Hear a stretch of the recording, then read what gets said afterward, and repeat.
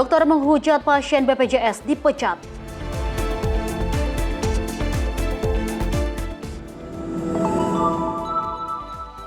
Siswi sekolah rakyat lolos Paskibraka Nasional 2026.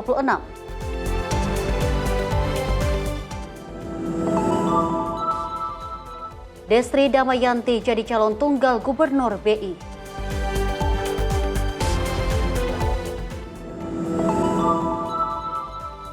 Kebakaran hutan Bau Range meluas, warga dievakuasi.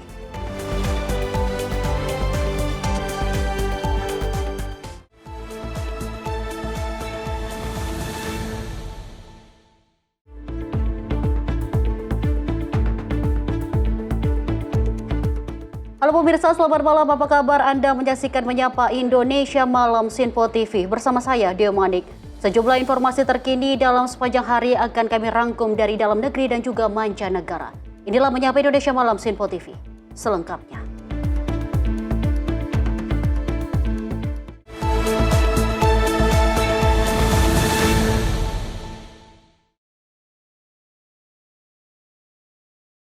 Pemirsa, informasi kita awali dari Rumah Sakit Pusri Palembang yang memecat Dokter Umum Tamara Dewi Jasmine yang turut menghujat pasien BPJS bernama Yursi Rijal, Tri Karyawan di media sosial.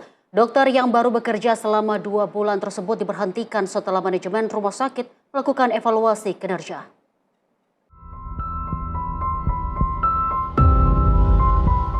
Manajemen Rumah Sakit Pusri Palembang pecat dokter umum bernama Tamara Dewi Jasmine, dokter yang bertugas di instalasi gawat darurat Rumah Sakit Pusri, usai ikut menghujat seorang pasien BPJS yang mengeluhkan belum dapat kamar melalui unggahan media sosial.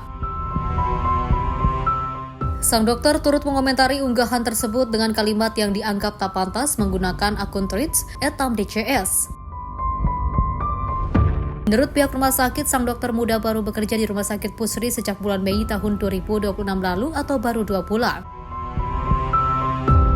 Namun setelah melakukan evaluasi kinerja serta penilaian standar etika profesi, manajemen rumah sakit memilih untuk mengakhiri kerjasama terhitung tanggal 6 Agustus 2026.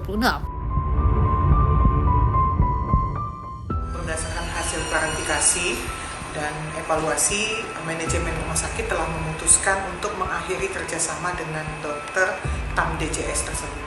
Bu, dokter itu komentar itu atas nama pribadi atau apa, Bu? Itu atas nama pribadi, bukan atas nama Rumah Sakit Pusri, dan kami tegaskan lagi bahwa dan itu juga bukan kejadian di Rumah Sakit Pusri. Ya, dokter itu memang dokter baru di kita per Mei 2026. Itu dokter apa, Bu? Dokter mitra di IGD kita. Oh, dokter spesialis apa umum itu? Dokter umum. Dokter umum. Ya, kalau kami Rumah Sakit Pusri senantiasa berkomitmen memberikan pelayanan kesehatan yang profesional, aman, bermutu, dan berkeadilan ya pada seluruh pasien tanpa membedakan latar belakang status ataupun kondisi apapun. Sementara setelah viral, sang dokter telah melakukan permintaan maaf serta menyesali apa yang telah diperbuat melalui media sosial. Namun akun sang dokter kini tidak bisa diakses. Pertama, kepada Tuhan saya mohon ampun atas dosa, salah, dan hilaf saya selama ini. Yang kedua, saya minta maaf kepada warga Trits atas tulisan saya yang menyinggung hati warga Trits. Yang ketiga, saya minta maaf kepada seluruh masyarakat Indonesia. Yang keempat, saya minta maaf kepada institusi yang saya singgung. Saya minta maaf yang sebesar-besarnya. Yang kelima, karena apa yang saya tulis adalah murni dari diri saya sendiri, maka dari itu saya memohon maaf kepada keluarga, kerabat, dan rekan-rekan saya serta institusi yang menaungi saya memohon maaf yang sebesar-besarnya karena hal itu mereka jadi terdampak. Pihak rumah sakit berkomitmen untuk memberikan pelayanan terbaik dan tidak tebang pilih dalam menangani pasien meski pasien tersebut menggunakan asuransi BPJS Kesehatan.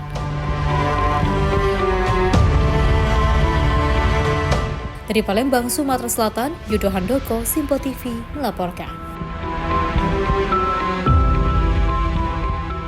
Pemirsa, Satuan Reserse Narkoba Polrestabes Medan melakukan penggerebekan di bantaran rel kereta api Jalan Pancasila Tembung yang menjadi sarang narkoba. Perlawanan sempat dilakukan oleh para pelaku dengan melempari dan menembaki petugas dengan batu hingga senjata api. Kedatangan petugas langsung membuat kocar-kacir sejumlah pria, diduga sebagai pemakai dan pengedar narkoba yang ada di bantaran rel kereta api Jalan Pancasila Tembung, Deli Serdang, Sumatera Utara.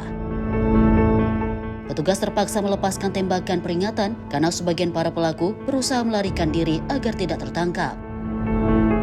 Kedatangan petugas juga disambut dengan lemparan batu dan tembakan senjata angin yang dilakukan sejumlah orang tak dikenal.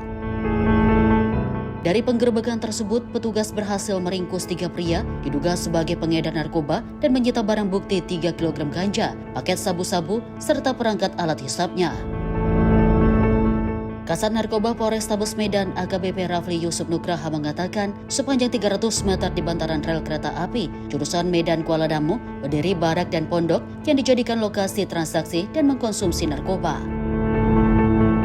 Perlawanan sempat dilakukan oleh para pelaku dengan melempari dan menembaki petugas dengan batu dan senjata api. Perlintasan rel kereta api Medan Kuala Namu ini kami dapati beberapa barak ataupun sekitar 300 meter barak yang sudah diset sedemikian rupa dan tim berhasil amankan. Tentunya sebagai komitmen nyata kami akan bumi hanguskan. Dapat kita harus menaiki tangga, bahkan melakukan kejar-kejaran. Seperti teman-teman lihat, kita pun menyita beberapa alat yang mereka siapkan, yaitu benda tajam ataupun sajam tadi, maupun pistol angin. Tentunya tujuannya paham kami untuk melakukan perlawanan ataupun perintangan kepada tim yang akan melakukan penertiban hukum di area ini. Dari 3 tersangka yang diamankan, 2 pelaku merupakan pengedar yang sudah menjadi target kepolisian. Kedua tersangka dikenal licin dan sulit ditangkap. Dari Medan, Sumatera Utara, Ahmad Perwira, Simpo TV melaporkan. Kita lanjut informasi peristiwa aksi teror yang menimpa pekerja proyek pipa transmisi gas bumi di kawasan Aikloba, Kabupaten Asahan, Sumatera Utara pada Jumat, 7 Agustus 2026 dini hari. Pemirsa, 1 unit mobil pekerja proyek diduga sengaja dibakar oleh orang tak dikenal. Aksi ini terekam kamera CCTV.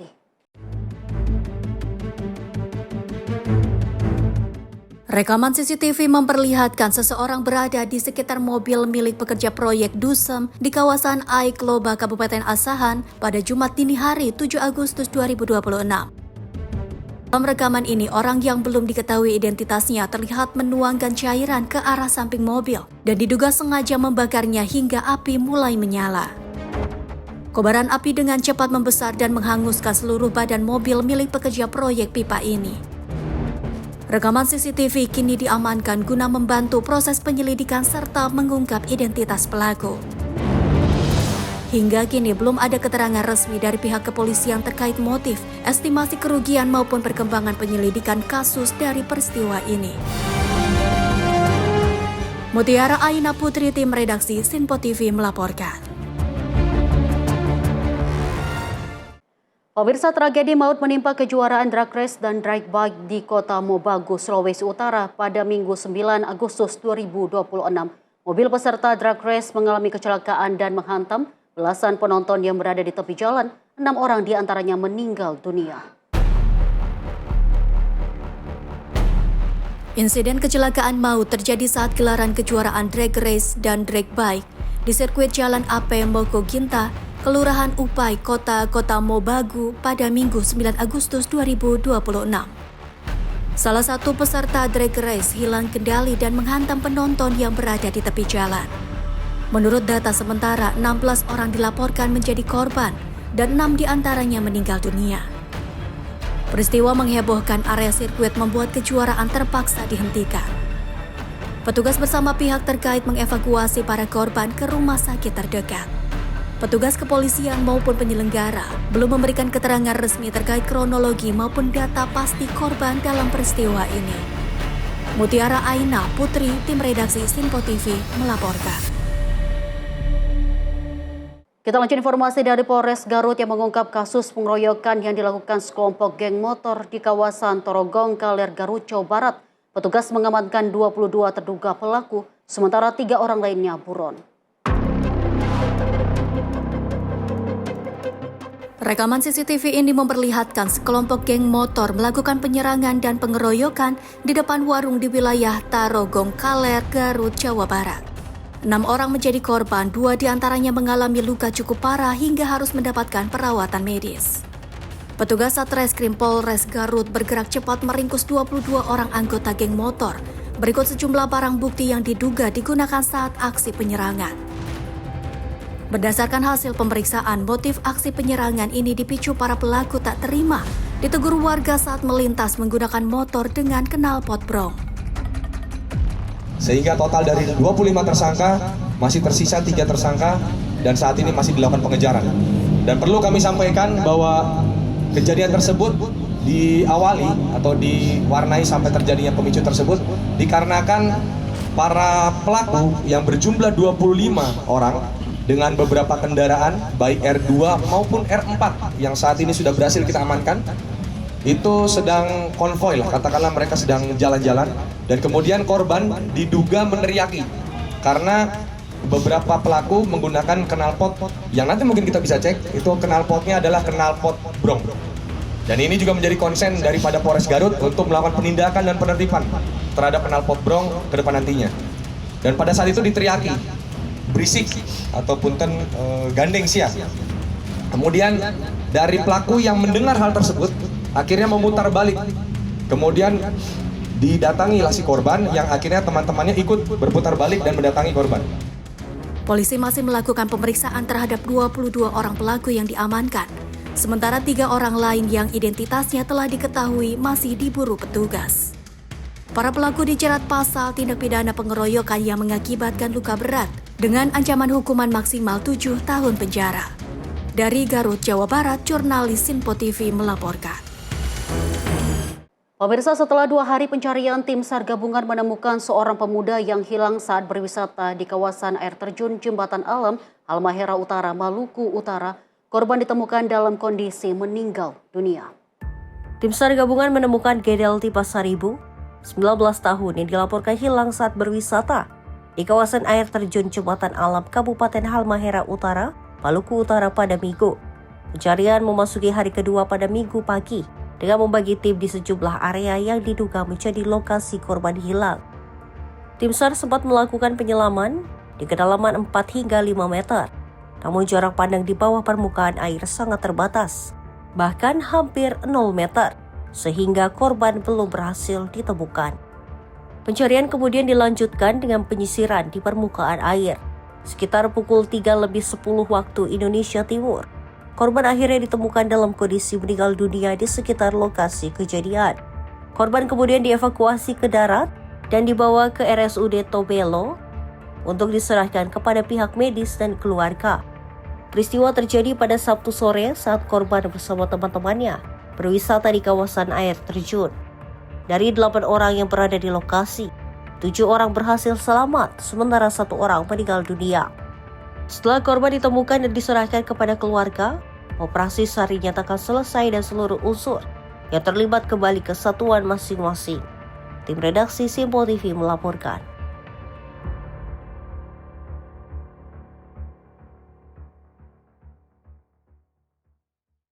Pemirsa, pencarian terhadap anak yang hilang setelah tenggelam di Sungai Serayu, Kabupaten Banyumas, Jawa Tengah telah berakhir. Tim SAR gabungan menemukan korban terakhir Naren 12 tahun dalam kondisi meninggal dunia. Sekitar 15 meter dari lokasi ditemukannya korban pertama.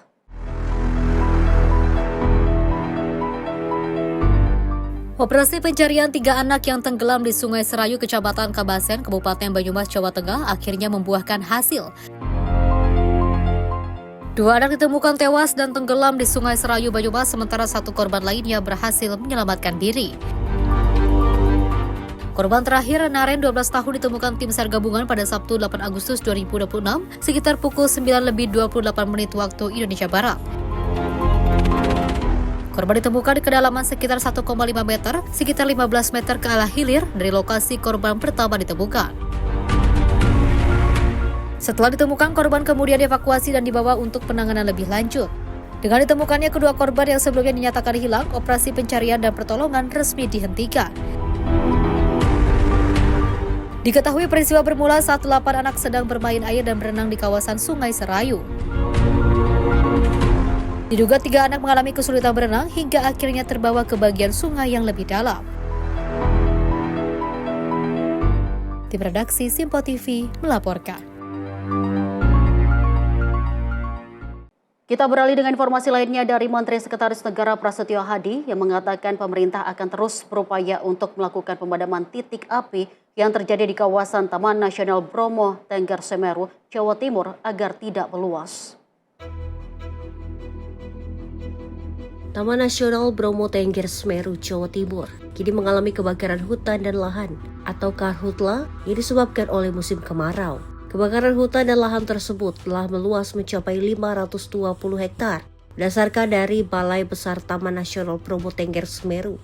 Oleh karena itu, pemerintah terus melakukan berbagai upaya untuk melakukan pemadaman sejumlah titik api agar tidak meluas. Pemerintah juga menghimbau agar masyarakat untuk menghindari tindakan yang berpotensi menimbulkan kebakaran, terlebih di tengah kondisi musim kemarau saat ini. Yang cukup besar terjadi di Jawa Timur, di Taman Nasional Bromo Tengger Semeru. Kami terus berkoordinasi dengan pemerintah Provinsi Jawa Timur, kemudian dengan Pangdam, dengan Kapolda, kemudian dengan Menhub beserta dengan seluruh jajaran Kepala Balai Taman Nasional Bromo Tengger Semeru untuk terus melakukan upaya sekeras-kerasnya untuk sesegera mungkin melakukan proses pemadaman supaya tidak terus meluas. Sambil juga tentunya kita menghimbau kepada seluruh masyarakat bahwa memang ini kondisi cuaca yang sangat kering sehingga rentan terjadinya percikan-percikan api, sehingga kami mohon dengan sangat kepada seluruh masyarakat untuk kita mawas diri, ya, menghindari melakukan sesuatu yang berpotensi menimbulkan kebakaran-kebakaran yang tidak terkendali. Dari Jakarta, Farizal Ahmad Amin, Simpo TV melaporkan. Pemirsa, pemerintah menggerakkan berbagai sumber daya untuk menangani kebakaran hutan dan lahan yang masih terjadi di sejumlah wilayah Indonesia. Untuk mendukung upaya tersebut, sekitar 43 helikopter diterjunkan dalam operasi udara guna mempercepat penanganan karhutla. Menteri Koordinator Bidang Politik dan Keamanan Jauhari Chaniago memimpin rapat koordinasi penanganan kebakaran hutan dan lahan di Kemenko Polhukam Jakarta pada Senin siang.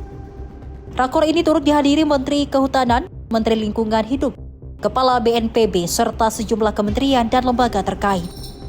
Dalam rapat tersebut, Jauhari menyampaikan hingga saat ini luas karhutla di Indonesia telah mencapai lebih dari 107.000 hektar. Jauhari menyebut untuk menangani karhutla, pemerintah mengerahkan operasi darat dan udara, termasuk dengan mengerahkan 43 helikopter, serta 10 hingga 15 pesawat fixed wing. Menurutnya, operasi udara melalui teknologi modifikasi cuaca atau hujan buatan menjadi salah satu langkah yang efektif untuk menekan meluasnya kebakaran hutan dan lahan. Wilayah kita di Indonesia ini yang terbakar hutan terhitung 107.000 hektar lebih sampai dengan hari ini. Dan semoga ke depan kita masih bisa mempertahankan itu semua. Dan karena kesungguhan kita semua, kita sudah mengerahkan banyak sekali tenaga, alat-alat peralatan untuk itu. Sebagai catatan, dalam melaksanakan operasi udara yang dilakukan oleh Satgas Udara, kita mengerahkan sekitar 43 helikopter sampai dengan hari ini, ditambah dengan fixed wing juga bisa antara berkisar 10 sampai dengan 15 sesuai dengan kebutuhan.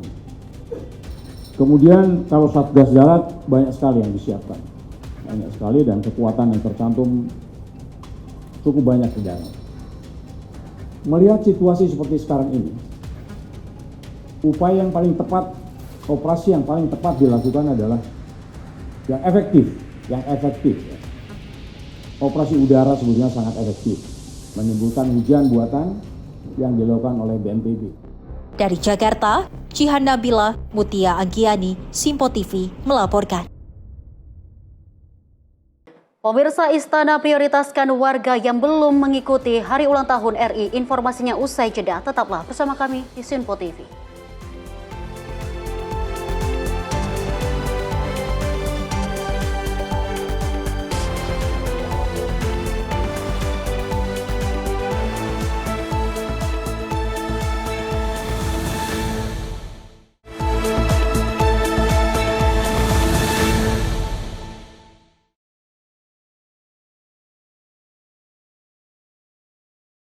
Selamat malam pemirsa, Anda menyaksikan Menyapa Indonesia Malam Sinpo TV. Informasi kita lanjutkan kembali. Pemirsa, pemerintah berhasil menyelesaikan hambatan ekspor komoditas mineral yang sempat terkendala perbedaan interpretasi ketentuan logam tanah jarang atau LTJ. Kepala Staf Kepresidenan Dudung Abdurrahman melepas kembali ekspor alumina hydroxide dan alumina oxide di Pelabuhan Dwi Korah, Pontianak. Kepala Staf Kepresidenan Dudung Abdurrahman melepas ekspor komoditas alumina hydroxide dan alumina oxide di Pelabuhan Dwi Korah, Pontianak pada Jumat 9 Agustus 2026. Pelepasan ini menandai kembali berjalannya aktivitas ekspor yang sempat terhambat akibat perbedaan interpretasi ketentuan logam tanah jarang atau LTJ. Melalui koordinasi lintas kementerian dan lembaga, pemerintah berhasil menyelesaikan hambatan tersebut. Sebanyak 85 laporan surveyor kini telah diterbitkan. Lebih dari 100 kapal yang sebelumnya tertahan kembali beroperasi dengan mengangkut hampir 400.000 ton komoditas mineral. Kegiatan ini menandai bahwa hambatan ekspor akibat perbedaan interpretasi ketentuan logam tanah jarang atau LTJ ini dapat diselesaikan dan kegiatan pengapalan kembali berjalan. Hasil sudah konkret, PT Skufindo memperoleh kepastian untuk menerbitkan 85 laporan surveyor yang sempat tertunda, lebih dari 100 kapal ekspor yang sebelumnya tertahan mulai kembali saat ini beroperasi dan berisi hampir 400.000 ton komoditas mineral dengan nilai di atas kapal, ya, senilai 124 juta dolar Amerika atau senilai 2,2 triliun rupiah. Dudung menegaskan kembalinya aktivitas ekspor memberikan kepastian bagi dunia usaha, menjaga keberlanjutan produksi, serta mempertahankan lapangan kerja. Pemerintah juga memastikan koordinasi lintas kementerian dan lembaga akan terus dilakukan untuk menyelesaikan berbagai hambatan kegiatan ekonomi secara cepat dan sesuai ketentuan. KSP menilai kembali berjalannya ekspor ini menjadi bukti konkret bahwa penyelesaian hambatan usaha dapat memberikan manfaat langsung bagi pelaku usaha dan masyarakat. Tim redaksi Sinpo TV melaporkan. Menteri Sekretaris Negara Prasetyo Hadi mengungkapkan warga yang belum pernah mengikuti upacara kemerdekaan di Istana Kepresidenan Jakarta akan diprioritaskan untuk mendapatkan tiket HUT ke-81 RI. Nantinya pelaksanaan Hari Ulang Tahun RI tersebut akan dibagi menjadi 2 sesi. Menteri Sekretaris Negara Prasetyo Hadi menjelaskan pihaknya akan membuat tambahan blok di Istana Kepresidenan yang diperuntukkan untuk masyarakat yang telah mendapatkan tiket HUT ke-81 RI. Penambahan blok tersebut dilakukan karena tingginya antusiasme masyarakat yang ingin mengikuti upacara HUT RI di Istana Kepresidenan. Adapun pemerintah memprioritaskan bagi warga yang belum pernah hadir dalam HUT RI di Istana Kepresidenan. Selain itu nantinya prosesi upacara HUT RI akan terbagi 2 sesi, yakni kenaikan dan penurunan bendera merah putih. Kami memutuskan sebagai panitia akan membuat tambahan 1 blok lagi yang kurang lebih kapasitasnya mencapai 3.400. Nanti tentu akan kita bagi menjadi 2 sesi, yaitu upacara pagi dan upacara penurunan bendera untuk menambah atau mengakomodir jumlah supaya jauh lebih banyak masyarakat dapat ikut hadir di istana. Yang kedua, berdasarkan analisa data, kami juga ingin menyampaikan bahwa untuk tahun ini kita akan membagi porsi untuk memprioritaskan kepada yang belum pernah sama sekali. Ya, jadi dari seluruh pendaftar kita bisa lihat datanya, karena ada juga yang tahun sebelumnya sudah pernah ikut upacara di istana, tahun lalu juga sudah ikut, sekarang ikut mendaftar lagi. Nah, bukan tidak boleh, tetapi kita akan mencoba membagi porsi dengan berusaha memprioritaskan bagi saudara-saudara kita, masyarakat kita yang belum pernah sama sekali. Jadi kita bagi porsinya itu. Itu berkenaan dengan agenda rapat pada pagi hari ini. Dari Jakarta, Farizal Ahmad Amin, Simpo TV melaporkan. Kita lanjut informasi dari Panglima TNI Agus Subianto yang mengungkapkan bahwa pihaknya akan menerjunkan sejumlah personel dalam pengamanan pada saat memperingati kemerdekaan Republik Indonesia pada 17 Agustus mendatang. Pemirsa, dirinya menyebut nantinya akan berkoordinasi dengan pihak kepolisian hingga masyarakat dalam pelaksanaan keamanan. Panglima TNI Agus Subianto menghadiri rapat koordinasi bersama pimpinan DPR di Kompleks Parlemen Senayan, Jakarta pada Senin pagi. Rapat tersebut membahas berbagai isu strategis, dengan salah satunya mengenai pengamanan Hari Ulang Tahun Republik Indonesia yang ke-81 pada 17 Agustus mendatang. Dirinya juga menghimbau kepada seluruh lapisan masyarakat agar tidak terprovokasi hoaks yang beredar di media sosial belakangan ini. Oleh karena itu, ia meminta masyarakat untuk tetap melaksanakan aktivitas seperti biasa. TNI akan terus melakukan patroli keamanan di seluruh Indonesia demi menjaga rasa aman di masyarakat. Terima kasih para insan media. Jadi tadi membahas tentang isu-isu strategis. Saya menghimbau kepada seluruh masyarakat agar jangan mudah terprovokasi oleh beredarnya berita-berita di media sosial yang belum bisa dipertanggungjawabkan kebenarannya, yang menimbulkan ketidaknyamanan masyarakat. Saya menghimbau kepada masyarakat agar tetap melaksanakan aktivitas seperti biasa, dan TNI sudah dan akan terus melaksanakan patroli di wilayah-wilayah untuk mengamankan masyarakat dan membuat rasa aman di masyarakat. Apalagi nanti akan kita merayakan Hari Ulang Tahun Kemerdekaan. Mari kita sambut dengan bergembira perayaan Hari Ulang Tahun Kemerdekaan RI, dan saya bertanggung jawab atas keamanan masyarakat di wilayah-wilayah seluruh Indonesia. Dari Jakarta, Farizal Davariskiano, Simpo TV melaporkan. Pemirsa, kabar gembira bagi masyarakat pengguna transportasi umum di Jakarta. Gubernur DKI Jakarta Pramono Anung resmi menetapkan tarif khusus sebesar Rp1 untuk seluruh moda transportasi umum yang dikelola Pemprov DKI.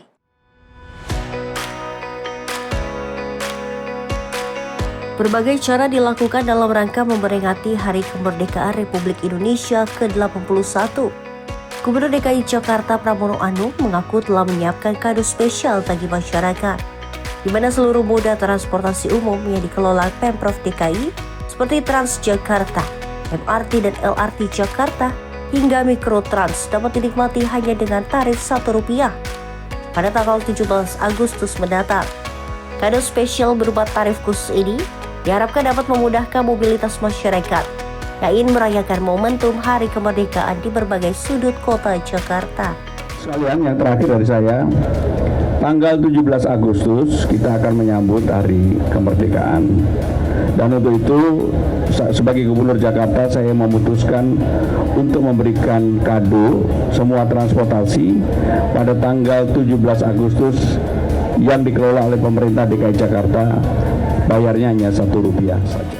Program tarif Rp1 ini berlaku 1 hari full pada tanggal 17 Agustus pada seluruh rute dan layanan transportasi di bawah Pemprov DKI Jakarta.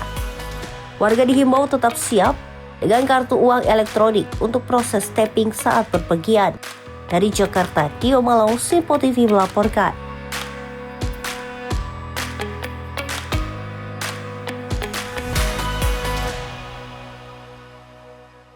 Ismi Ulfaida, siswi Sekolah Rakyat Terintegrasi 22 asal Polewali, Mandar, Sulawesi Barat, berhasil lolos menjadi Paskibraka Nasional 2026. Ismi menjadi siswa Sekolah Rakyat pertama yang berhasil menembus Paskibraka Nasional setelah melewati 4 tahap seleksi.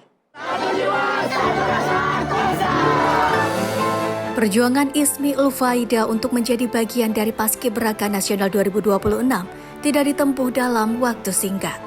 Siswi sekolah rakyat terintegrasi 22 Polewali Mandar, Sulawesi Barat ini harus melewati sejumlah tahapan seleksi yang ketat. Mulai dari tingkat sekolah, seleksi berlanjut ke tingkat kabupaten, kemudian tingkat provinsi, hingga akhirnya ISMI lolos verifikasi di tingkat pusat.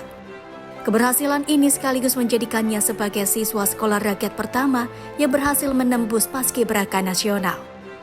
Saat ini ISMI tengah menjalani karantina dan latihan intensif di Depok, Jawa Barat. Rutinitas padat harus dijalani sejak dini hari, dengan latihan yang dimulai pukul 4 pagi dan berlangsung hingga malam hari. Ternyata saya juga nggak nyangka Kak, karena bisa sampai di tingkat nasional, karena saya cuma targetnya provinsi, lulus tingkat kabupaten ke tingkat provinsi, dilanjut dengan verifikasi tingkat pusat. Dan alhamdulillah saya lulus sampai di tingkat pusat. Biasa kurang konsentrasi Kak, kalau latihan biasa tidak fokus karena kan orang rumah. Cuma nangis di kamar Kak, terus tenangin diri, ingat wajah orang tua saya. Pencapaian ISMI menjadi bukti bahwa siswi sekolah rakyat juga memiliki kesempatan untuk berprestasi dan mengukir prestasi di tingkat nasional. Perjalanannya menunjukkan bahwa kerja keras, disiplin serta dukungan dari keluarga dan dukungan lingkungan pendidikan dapat membuka jalan menuju cita-cita. Di balik langkah tegap ISMI di barisan Paskibraka, ada rasa rindu kepada keluarga yang harus ia tahan, serta doa orang tua yang terus menjadi sumber kekuatan. Kini, ISMI bersiap menjalankan tugas di tingkat nasional dan membawa nama daerah serta sekolah rakyat. Semangat dan pencapaian ISMI diharapkan dapat menjadi inspirasi bagi siswa sekolah rakyat di seluruh Indonesia untuk berani bermimpi, terus berlatih dan mengukir prestasi. Dari sekolah rakyat, mimpi besar kini selangkah lebih dekat untuk menjadi nyata. Tim redaksi Sinpo TV melaporkan. Kita lanjut informasi dari Bupati Bogor Rudi Susmanto yang menjemput bendera pusaka dari pendopo bersejarah di Desa Malasari pada Minggu 9 Agustus 2026. Pemirsa, hal ini sebagai upaya mengingat kembali semangat perjuangan para pendahulu dalam mempertahankan kemerdekaan. Bupati Bogor Rudi Susmanto menjemput bendera pusaka tahun 1948 dari bekas kantor Bupati Bogor di pendopo bersejarah Desa Malasari, Nanggung, Kabupaten Bogor, Jawa Barat Minggu kemarin. Bendera tersebut merupakan bendera pertama yang dikirimkan pemerintah pusat Republik Indonesia kepada pemerintah Kabupaten Bogor pada 1948 ketika daerah itu berada dalam masa revolusi fisik. Mudah-mudahan momentum hari ini kita menjemput bendera pusaka yang dimiliki oleh pemerintah Kabupaten Bogor menjadi momentum kebersamaan kita merajut perbedaan-perbedaan yang ada di Kabupaten Bogor dengan satu tujuan, membangun bangsa Indonesia, membangun Bogor bersama-sama. Karena sejatinya para pahlawan kita, para pendahulu kita selalu mengingatkan kepada kita, benteng pertahanan terakhir bangsa kita adalah persatuan. Musuh utama bangsa kita adalah perpecahan. Mari kita bersatu padu, menyatukan segala kekuatan yang ada untuk membangun Bogor, untuk membangun bangsa Indonesia. Menurutnya, penjemputan bendera pusaka tidak sekadar menjadi kegiatan seremonial, melainkan upaya mengingat kembali semangat perjuangan para pendahulu dalam mempertahankan kemerdekaan. Rudi mengatakan nilai sejarah tersebut perlu terus dikenalkan kepada masyarakat, khususnya generasi muda, sekaligus menjadi pengingat untuk meneruskan perjuangan para pendahulu dengan mengisi kemerdekaan. Ia berharap penjemputan bendera pusaka itu juga menjadi momentum memperkuat persatuan masyarakat di tengah berbagai perbedaan yang ada di Kabupaten Bogor. Tim redaksi Sinpo TV melaporkan. Langkah menuju panggung bulu tangkis dunia dimulai dari kota Makassar. Sebanyak 16 pebulu tangkis muda berhasil mengantongi super tiket audisi umum PB Jarum 2026. Mereka akan melanjutkan perjuangan ke tahap karantina di Kudus, Jawa Tengah, September mendatang. Berikut laporan selengkapnya. Sebanyak 16 pebulu tangkis muda berhasil mengamankan super tiket pada hari terakhir audisi umum PB Jarum 2026. Ajang ini berlangsung selama 5 hari di Daves Sport Futsal dan Badminton, Kecamatan Piring Kanaya, Kota Makassar, Sulawesi Selatan. Dari total 233 peserta yang terdiri dari 157 atlet putra dan 76 atlet putri, 6 atlet lolos melalui jalur turnamen. Sementara 10 atlet lainnya terpilih berdasarkan hasil pemantauan tim pencari bakat PB Jarum. Audisi ini menyasar 3 kelompok usia putra dan putri. Masing-masing usia 8 hingga 10 tahun, usia 11 tahun, dan usia 12 tahun. Para peserta dinilai tidak hanya dari kemampuan teknis. Mental bertanding, potensi, serta karakter menjadi sejumlah aspek yang turut diperhatikan tim pencari bakat. Buat saya sebagai pemandu bakat cukup puas ya. Di Makassar ini yang ikut bagus-bagus, dari postur juga banyak yang tinggi-tinggi, dan secara permainan juga cukup oke. Ya, kita sebagai tim juri tadi sempat adu argumen untuk memilih ya, karena banyak pilihan. Ya, akhirnya bisa menentukan siapa yang ngasih super tiket. Tapi surprise untuk Makassar kali ini, menurut saya banyak potensi yang bagus-bagus dari Makassar. Ya, kalau saya sih melihat peserta audisi di Makassar ini, terutama yang cowok ya, itu daya juangnya bagus-bagus juga. Ya mungkin kalau teknik kan menurut saya tuh ya ada yang bagus, ada yang enggak, ya itu kan wajar. Tapi kalau menurut saya yang kebetulan saya kemarin ada milih salah satu juga dari peserta dan dari Makassar juga saya pilih, itu memang saya melihat dia daya juangnya, tekniknya juga langkahnya itu sudah bagus. Tinggal ya mungkin nanti untuk di karantina untuk pengembangan dirinya dia sendiri gitu. Ya, semuanya total ada 16 yang langsung masuk karantina itu 6 atlet, 3 putra 3 putri, kemudian sisanya 5 putra dan 5 putri. Jadi totalnya jadi 16 atlet yang akan bergabung nanti di bulan September untuk karantina di Kudus. Karantinanya berapa lama? Karantina jadwalnya adalah 1 bulan, akan tetapi ada 2 minggu pertama ada evaluasi, kemudian ada pengurangan, kemudian 2 minggu kedua baru ada keputusan. Setelah meraih super tiket, para atlet akan bergabung dengan lulusan audisi dari Pekanbaru dan Kudus untuk mengikuti tahap karantina di Kudus, Jawa Tengah September mendatang. Dalam tahap ini, tim pelatih akan melakukan penilaian secara menyeluruh, mulai dari kemampuan teknis, kedisiplinan, karakter, kondisi fisik, hingga kesehatan. Hasil penilaian akan menentukan peserta yang berpeluang resmi bergabung sebagai atlet PB Jarum. Dari Makassar, Sulawesi Selatan, jurnalis Sinpo TV melaporkan.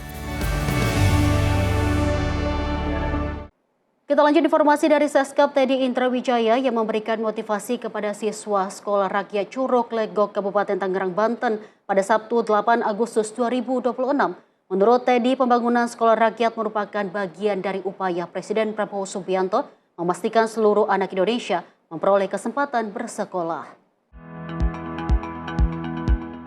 Sekretaris Kabinet Teddy Indrawijaya meninjau Sekolah Rakyat Rintisan di Politeknik Penerbangan Indonesia Curug Legok Kabupaten Tangerang, Banten, Sabtu, guna memastikan kesiapan operasional untuk menyambut para siswa dan calon siswa dalam persiapan masa pengenalan lingkungan sekolah atau MPLS. Dalam tinjauan ini, Teddy berkeliling untuk melihat kesiapan ruang kelas, fasilitas belajar mengajar, hingga kegiatan ekstrakurikuler yang bisa diikuti oleh para siswa Sekolah Rakyat Rintisan. Contoh benar-benar nyata dan hadir di sini di depan adik-adik semua, ada tokoh besar, tokoh pemimpin provinsi, salah satu provinsi besar di Indonesia, penduduknya lebih dari 10 juta, sekarang 13 juta realnya. Gubernurnya Pak Andra Soni yang dulunya berasal dari keluarga kurang mampu, hampir tidak sekolah sama sekali, ya. Jadi insya Allah dengan adanya ini adik-adik di sini bisa bermimpi besar, bercita-cita besar. Insya Allah cita-citanya tercapai.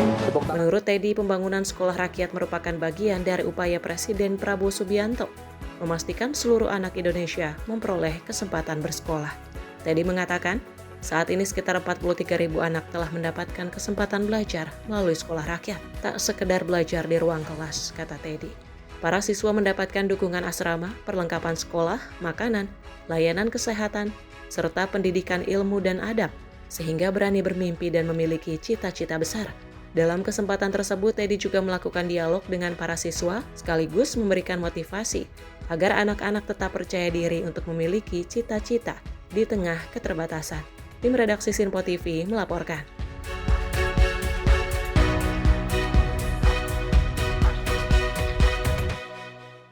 Pemirsa, pemerintah resmi memberikan jaminan perlindungan sosial bagi sektor informal, pekerja pesampahan di tanah air dan akan menerapkan skema subsidi hingga 50%. Selain itu, para pekerja di sektor ini akan diubah dengan memiliki kontrak kerja serta status pekerjaan menjadi formal. Gubernur DKI Jakarta Pramono Anung mengapresiasi langkah Kementerian Lingkungan Hidup usai menghadirkan kebijakan jaminan perlindungan sosial kepada para pekerja sektor informal persampahan di Indonesia. Di Jakarta sendiri, Pramono mengungkapkan telah menggelontorkan biaya sekitar 806 juta rupiah sejak tahun 2017 lalu. Pemprov DKI turut mendaftarkan 4.000 pemulung sampah dari wilayah tempat pembuangan akhir Bantar Gebang. Hal ini disampaikan Pramono usai menghadiri peluncuran perlindungan sosial bagi pekerja persampahan di tanah air pada Senin siang. Pemerintah DKI Jakarta telah bekerja sama dan ada sejumlah 4.000 pemulung yang ada di Bantar Gebang yang kita daftarkan, dan sebenarnya sudah dari tahun 2017 yang lalu.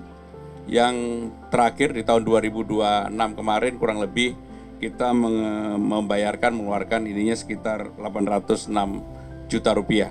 Tetapi saya ingin menyampaikan dalam kesempatan ini program yang digagas oleh Bapak Menteri Lingkungan Hidup menurut saya adalah program yang sangat genuine karena akan memberikan perlindungan kepada para pekerja, dan tadi oleh Bapak Menteri Tenaga Kerja juga disampaikan akan ada PP yang sudah mengatur bahwa diskonnya 50%.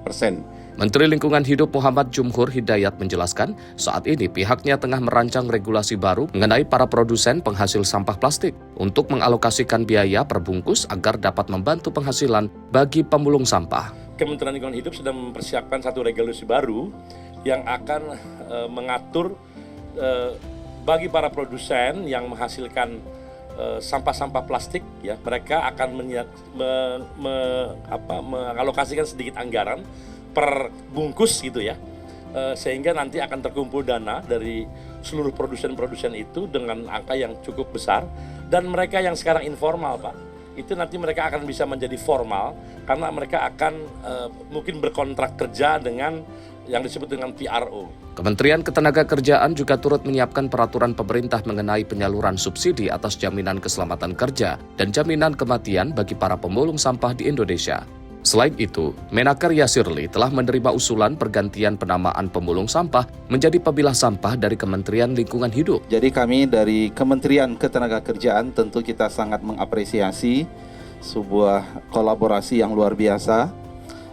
Kami tentu satu mengawal agar siapapun tenaga kerja Indonesia mereka bisa bekerja dengan aman, mereka bisa bekerja dengan selamat, dan yang kedua mereka mendapatkan perlindungan sosial. Dari Jakarta, Max Munte, Azizul Hakim, Sinpo TV melaporkan.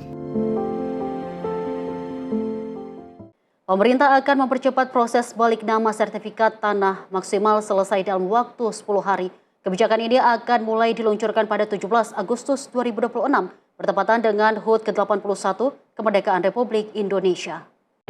Pemerintah terus mendorong percepatan layanan pertanahan, salah satunya dengan memangkas waktu proses peralihan hak atau balik nama sertifikat tanah. Menteri Agraria dan Tata Ruang Nusron Wahid menargetkan layanan balik nama sertifikat tanah maksimal selesai dalam waktu 10 hari, mulai 17 Agustus 2026. Hal ini dikatakan Nusron Wahid usai menghadiri rapat bersama Menteri Dalam Negeri terkait sinkronisasi layanan BPH-THB di kantor Kementerian Dalam Negeri Jakarta Pusat.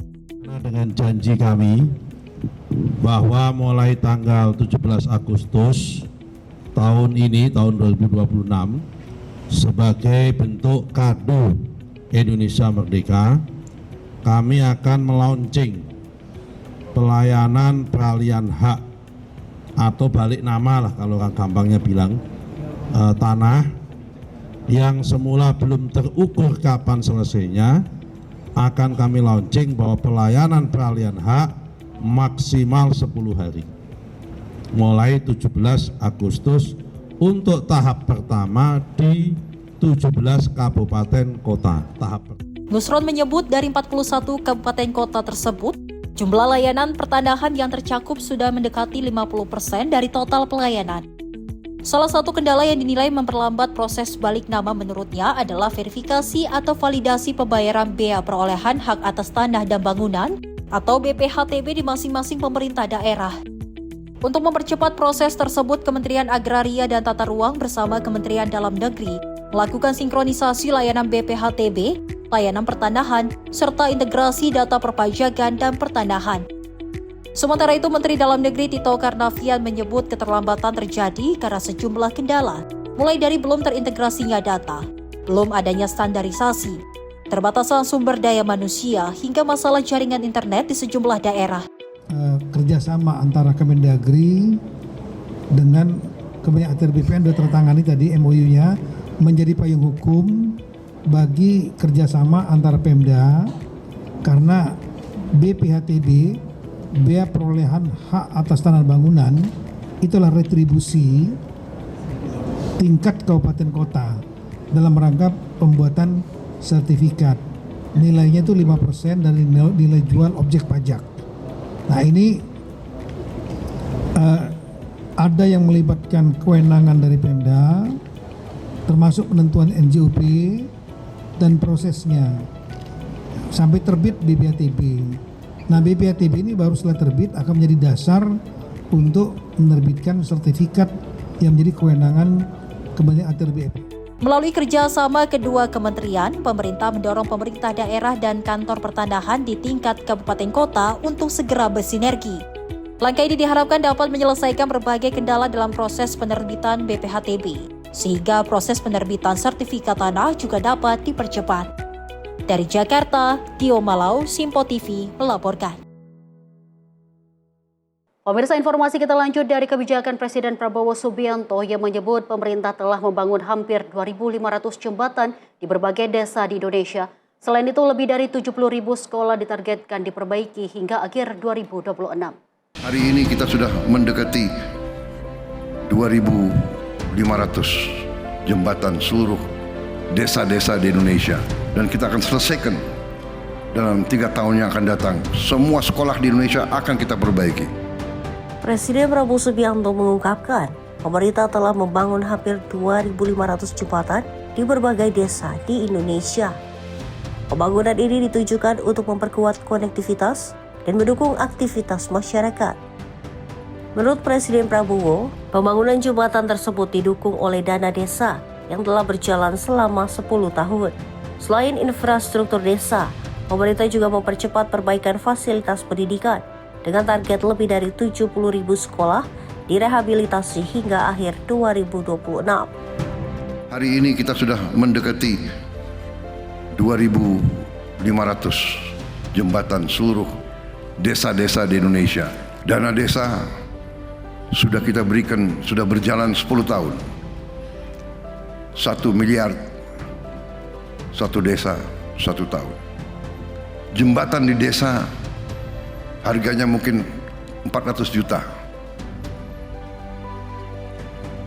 Rata-rata 700 juta, 800 juta. Yang besar mungkin 2M, 3M. Dan kita akan selesaikan dalam 3 tahun yang akan datang. Semua sekolah di Indonesia akan kita perbaiki. Jadi saya kira sangat banyak hasil yang kita lakukan, perbaikan yang kita lakukan. Ini juga tadi akibat kerjasama yang baik, kerja keras yang baik, keberanian oleh hampir semua menteri saya lihat, percaya diri, ya kan? Orientasi kepada kebenaran, orientasi kepada rakyat, kita akan bergerak lebih cepat lagi. Pemerintah menargetkan revitalisasi 100.000 sekolah pada 2027. Presiden Prabowo menegaskan capaian tersebut merupakan hasil kerjasama pemerintah untuk mempercepat pembangunan dan meningkatkan kesejahteraan masyarakat. Tim redaksi Simpo TV melaporkan. Pemirsa, Wakil Presiden tinjau pembangunan Jembatan Lumut Aceh Tengah, informasinya usai jeda. Tetaplah bersama kami di Simpo TV.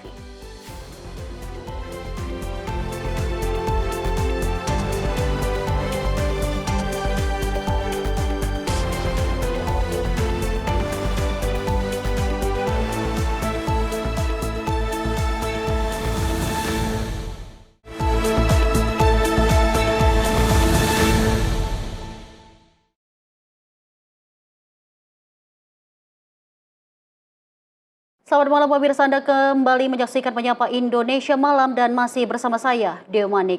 Pemirsa, Presiden Prabowo Subianto mengungkap dua tokoh yang memengaruhi pandangannya tentang kepemimpinan.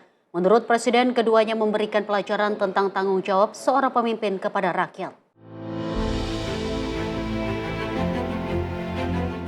Presiden Prabowo Subianto berbicara tentang sosok yang mempengaruhi pandangannya terhadap kepemimpinan. Ia menyebut dua nama yakni Ben Emboi dan Chuck Noer yang menurutnya memberikan pelajaran tentang bagaimana seorang pemimpin seharusnya bekerja untuk rakyat. Presiden Prabowo mengatakan Ben Emboi mengajarkan pentingnya mencintai rakyat dan menggunakan akal sehat.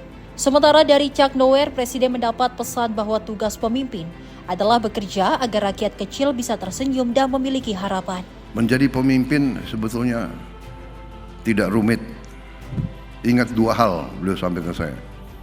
Love your people, cintai rakyatmu, gunakan akal sehat.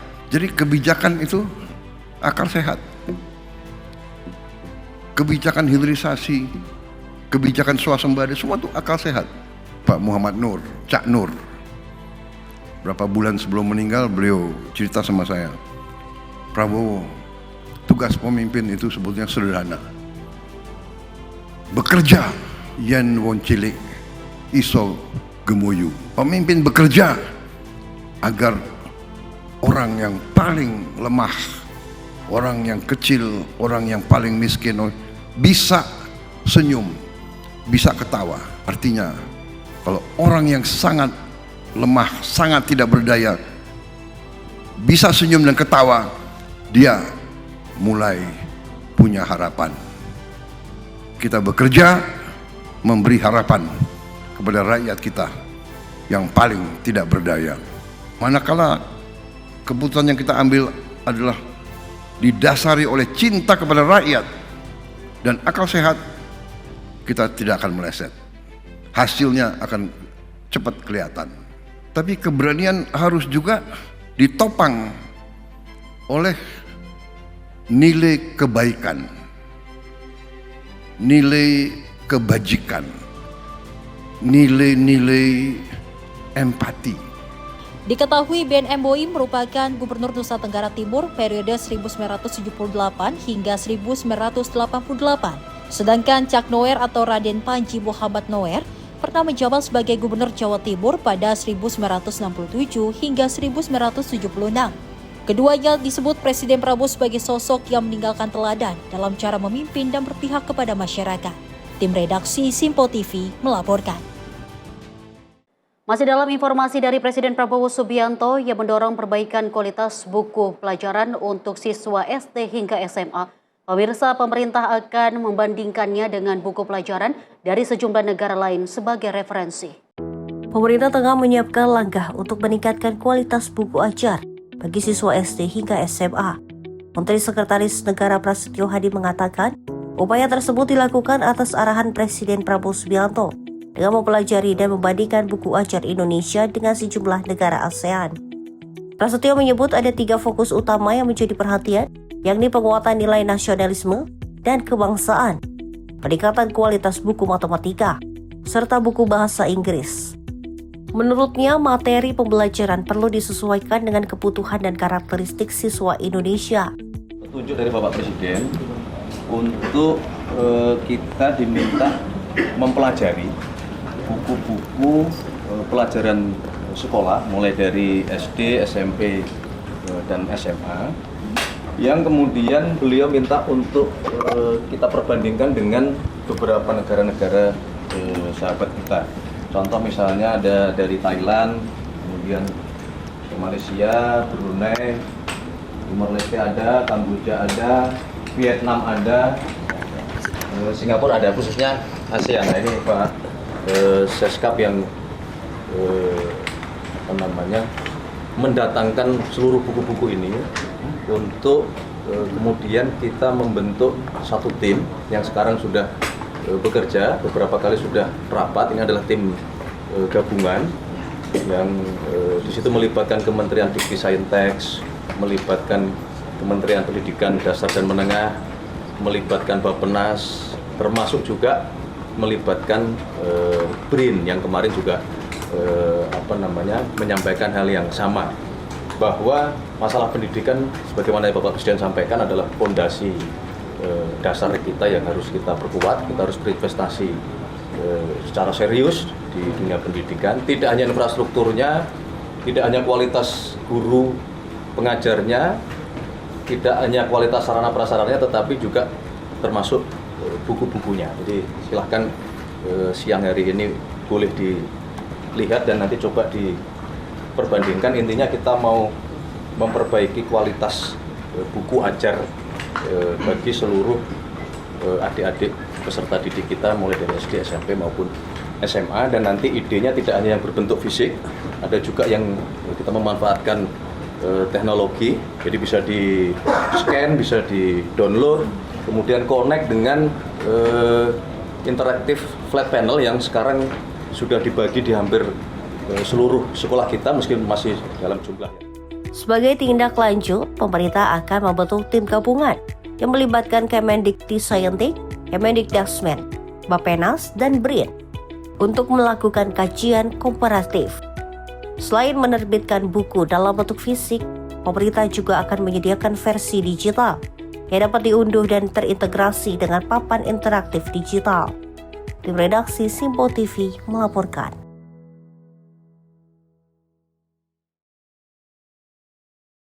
Gerakan Cinta Prabowo atau GCP menggelar apel akbar di Sukabumi, Jawa Barat. Dalam kesempatan tersebut, GCP berpesan kepada seluruh pembantu presiden untuk solid, tegak lurus, dan mengutamakan pelayanan kepada rakyat Indonesia. Gerakan Cinta Prabowo menggelar apel akbar di Sukabumi, Jawa Barat. Dalam kesempatan itu, GCP berpesan kepada seluruh pembantu presiden untuk solid, tegak lurus, dan mengutamakan pelayanan kepada rakyat Indonesia. Ribuan orang hadir dalam acara apel akbar Gerakan Cinta Prabowo di Sukabumi, Jawa Barat pada Minggu 9 Agustus 2026. Dalam kesempatan itu, GCP berpesan kepada seluruh pembantu presiden untuk solid, tegak lurus, dan juga mengutamakan pelayanan kepada rakyat Indonesia. Tidak hanya itu, terkait bahaya laten atau londe ireng, yakni pihak asing, oligarki, busuk, dan koruptor yang ingin menjelekkan nama Prabowo dan terus merampok kekayaan alam Indonesia pun menjadi sorotan dari GCP. Menurut Kurniawan, selaku ketua umum, pihaknya tidak akan tinggal diam. Mereka akan pasang badan dan menjadi garda terdepan membela Presiden Prabowo Subianto dan program-programnya di Astacita. Berkolaborasi untuk menjatuhkan Prabowo, ya. Sebagus apapun program Prabowo, di mata pembencinya adalah salah. Tapi apa yang sudah dilakukan Prabowo adalah yang sebenarnya, ya. Konsekuensi dari kebijakan tegas Prabowo untuk memberantas korupsi, mafia, oligarki hitam, serta menerapkan ekspor satu pintu, tentu akan mengganggu orang-orang yang selama ini bermain curang kepada negara ini. Makanya mereka berkonspirasi, berkolaborasi untuk menghancurkan Prabowo. Tapi kami pendukung Prabowo akan selalu pasang badan dan tidak pernah membiarkan Prabowo berjuang sendiri. Kami ada dan selalu setia, gitu. Termasuk membuka ruang pemerintah pusat untuk menjalin komunikasi dengan antara pusat dan daerah. Itu pasti, ya. Setiap kerja pasti ada evaluasi. Mana yang kurang bagus pasti akan diperbaiki, mana yang tidak perlu akan ditiadakan. Tapi intinya Pak Prabowo membuka ruang untuk pada siapapun untuk mengkritik, untuk berkomunikasi, ya. Komunikasi yang baik itu harus, karena ini vital, ya. Makanya kita siap membuka diri, berkomunikasi dengan siapapun termasuk pemerintahan Prabowo Subianto. Lebih lanjut, di acara apel akbar, Kurniawan mengucapkan saat ini kondisi geopolitik tidak baik-baik saja, maka yang diutamakan adalah bisa melakukan persatuan agar tujuan pembangunan terlaksana dengan baik. Tim redaksi Simpo TV melaporkan. Informasi kita lanjut dari Wakil Presiden Gibran Rakabuming Raka meninjau pembangunan jembatan Lumut dan SMP Negeri 30 Tangkengon di Kabupaten Aceh Tengah. Kunjungan ini untuk memastikan pemulihan infrastruktur pasca bencana berjalan sesuai target dan memperhatikan kualitas pembangunan. Wakil Presiden Gibran Rakabuming melanjutkan kunjungan kerjanya di Aceh dengan meninjau pembangunan jembatan Lumut di Kecamatan Linge, Kabupaten Aceh Tengah pada 6 Agustus 2026. Jembatan yang menjadi bagian dari ruas Takengon ICIC ini rusak akibat banjir bandang pada November 2025 dan banjir susulan pada Januari 2026. Berdasarkan laporan Kementerian Pekerjaan Umum, progres pembangunan jembatan telah mencapai 94,97%. Pekerjaan ini difokuskan pada penyelesaian pengerasan jalan. Dalam peninjauannya, Gibran meminta pembangunan tidak hanya dikejar dari sisi kecepatan, tetapi juga memperhatikan kualitas konstruksi agar mampu bertahan menghadapi potensi bencana di masa mendatang. Selanjutnya, Wapres meninjau SMP Negeri 30 Takengon dan memastikan pemulihan fasilitas pendidikan turut menjadi perhatian pemerintah. Kerusakan infrastruktur akibat bencana sebelumnya sempat mengganggu mobilitas masyarakat, distribusi logistik, aktivitas ekonomi, hingga akses pendidikan dan layanan darurat. Wapres mengapresiasi seluruh pihak yang terlibat dalam proses pemulihan. Pemerintah memastikan infrastruktur yang aman, berkualitas dan layak digunakan dapat segera dimanfaatkan masyarakat. Tim redaksi Simpo TV melaporkan. Pemirsa, dalam perjalanan menuju jembatan Taupin Mane, Wakil Presiden Gibran Rakabuming Raka menyempatkan diri mengunjungi Sekolah Dasar Negeri 11 Jangka, Kabupaten Biren, Aceh. Kunjungan singkat tersebut dilakukan untuk melihat langsung kondisi sekolah yang terdampak banjir bandang, sekaligus menyerap aspirasi dari pihak sekolah. Wakil Presiden Gibran Rakabuming menyapa para siswa yang menyambut antusias dengan melambai dan menyapa langsung kedatangannya. Di sela kunjungan, Wapres berdialog dengan Kepala SD Negeri 11 Jangka untuk mengetahui kebutuhan dan kondisi sekolah pasca banjir bandang. Wapres menegaskan pentingnya menyerap aspirasi langsung dari lapangan agar langkah pemerintah dapat tepat sasaran dalam menjawab kebutuhan masyarakat. Ini kan kemarin banjir nih Pak. Banjir. Dalam. Kemudian Pak kan di belakang pusatanya penuh. Oke. Pak, makasih banyak. Makasih ya Bu, entar kita kawal. Dalam kesempatan tersebut, Wapres juga mengapresiasi sinergi berbagai pihak yang terus terjaga dalam proses pemulihan pasca bencana. Pemerintah memastikan upaya pemulihan fasilitas pendidikan terus dipercepat agar anak-anak dapat kembali belajar dengan aman dan nyaman. Pemerintah berkomitmen untuk memastikan setiap fasilitas pendidikan yang terdampak bencana dapat segera dipulihkan. Dengan demikian, proses belajar mengajar diharapkan dapat berjalan normal kembali dan tidak terganggu lebih lama. Tim redaksi Simpo TV melaporkan. Pemerintah secara resmi menyerahkan 3 surat presiden atau supres kepada pimpinan Dewan Perwakilan Rakyat. 3 supres tersebut mengenai calon Gubernur Bank Indonesia, Komisioner Otoritas Jasa Keuangan, dan calon Duta Besar untuk negara-negara sahabat. Menteri Sekretaris Negara Prasetyo Hadi mengungkapkan, pemerintah telah menyerahkan 3 surat presiden atau supres kepada pimpinan DPR. Hal tersebut disampaikan usai menghadiri rapat koordinasi bersama pimpinan DPR di Kompleks Parlemen Senayan, Jakarta pada Senin pagi. 3 surat presiden tersebut berkaitan calon Gubernur Bank Indonesia, Komisioner Otoritas Jasa Keuangan, dan calon Duta Besar untuk negara-negara sahabat. Pemerintah menyerahkan sepenuhnya kepada DPR untuk memproses nama-nama yang diajukan sesuai mekanisme yang berlaku. Adalah juga hari ini atas petunjuk dari Bapak Presiden, secara resmi kami diutus dan ditugaskan untuk menyerahkan beberapa surpres ke DPR. Tadi kami sudah berkoordinasi dengan pimpinan DPR, dengan Ibu Puan, dengan Pak Dasko, dan sudah secara resmi kami serahkan beberapa surpres.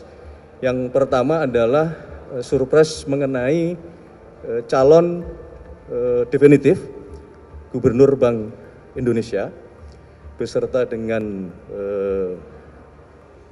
calon pengganti untuk deputi senior dan calon pengganti untuk deputi gubernur, karena jumlahnya kan berkurang 1. Yang kedua adalah surpres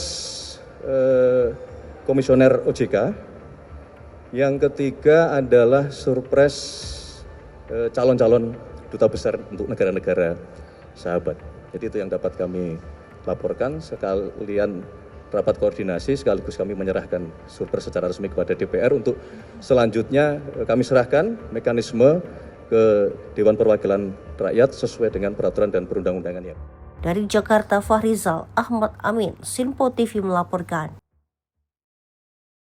Masih dalam informasi dari Presiden Prabowo Subianto yang mengirimkan surat Presiden ke pimpinan DPR dengan pengajuan nama Destri Damayanti untuk menjadi calon gubernur definitif Bank Indonesia. Pemirsa, penyerahan supres tersebut dilakukan langsung oleh Menteri Sekretaris Negara kepada pimpinan DPR di Kompleks Parlemen Senayan, Jakarta.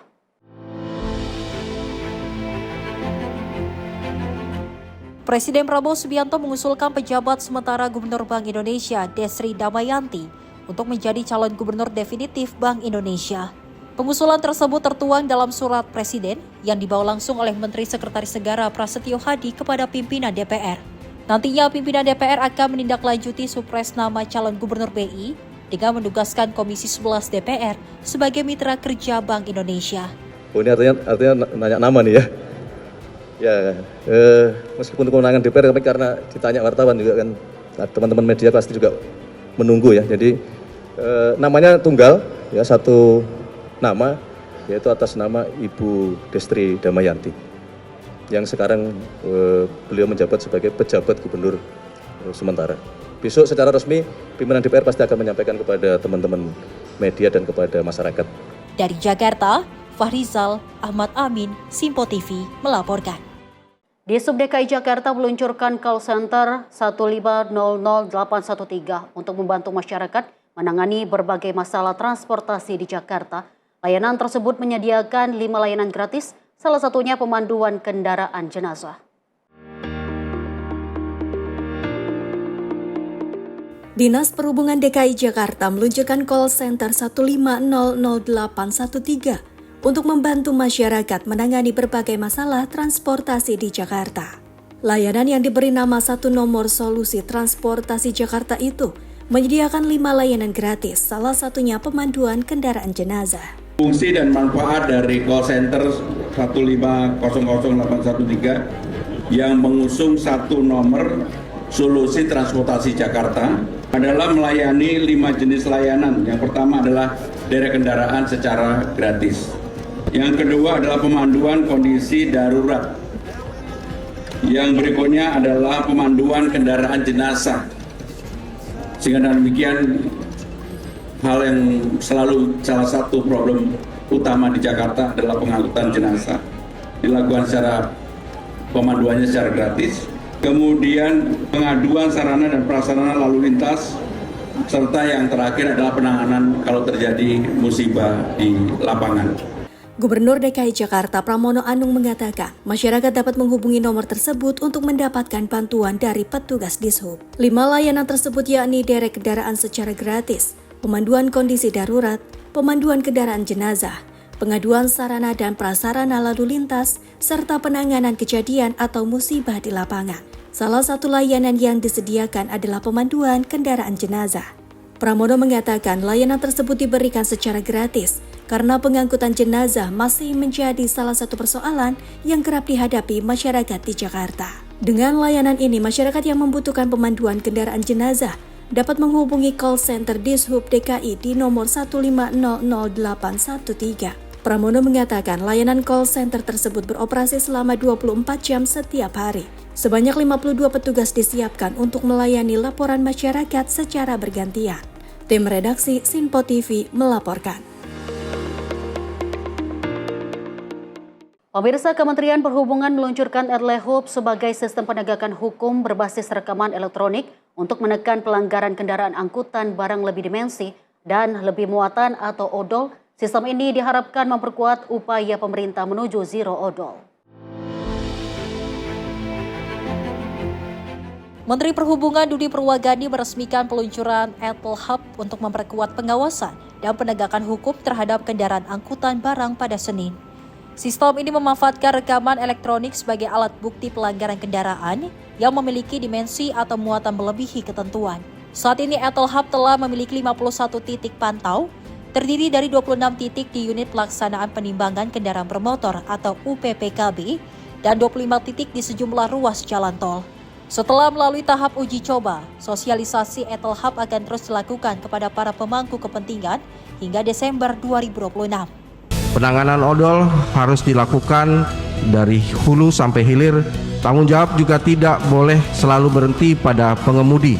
Dalam ekosistem angkutan barang, terdapat perusahaan angkutan, pemilik kendaraan, pemilik barang, serta pihak-pihak lain yang memiliki tanggung jawab untuk memastikan kendaraan beroperasi sesuai dengan ketentuan. Selain pengemudi, perusahaan angkutan, pemilik kendaraan, pemilik barang, dan pihak terkait lainnya juga memiliki peran memastikan kendaraan beroperasi sesuai dengan ketentuan.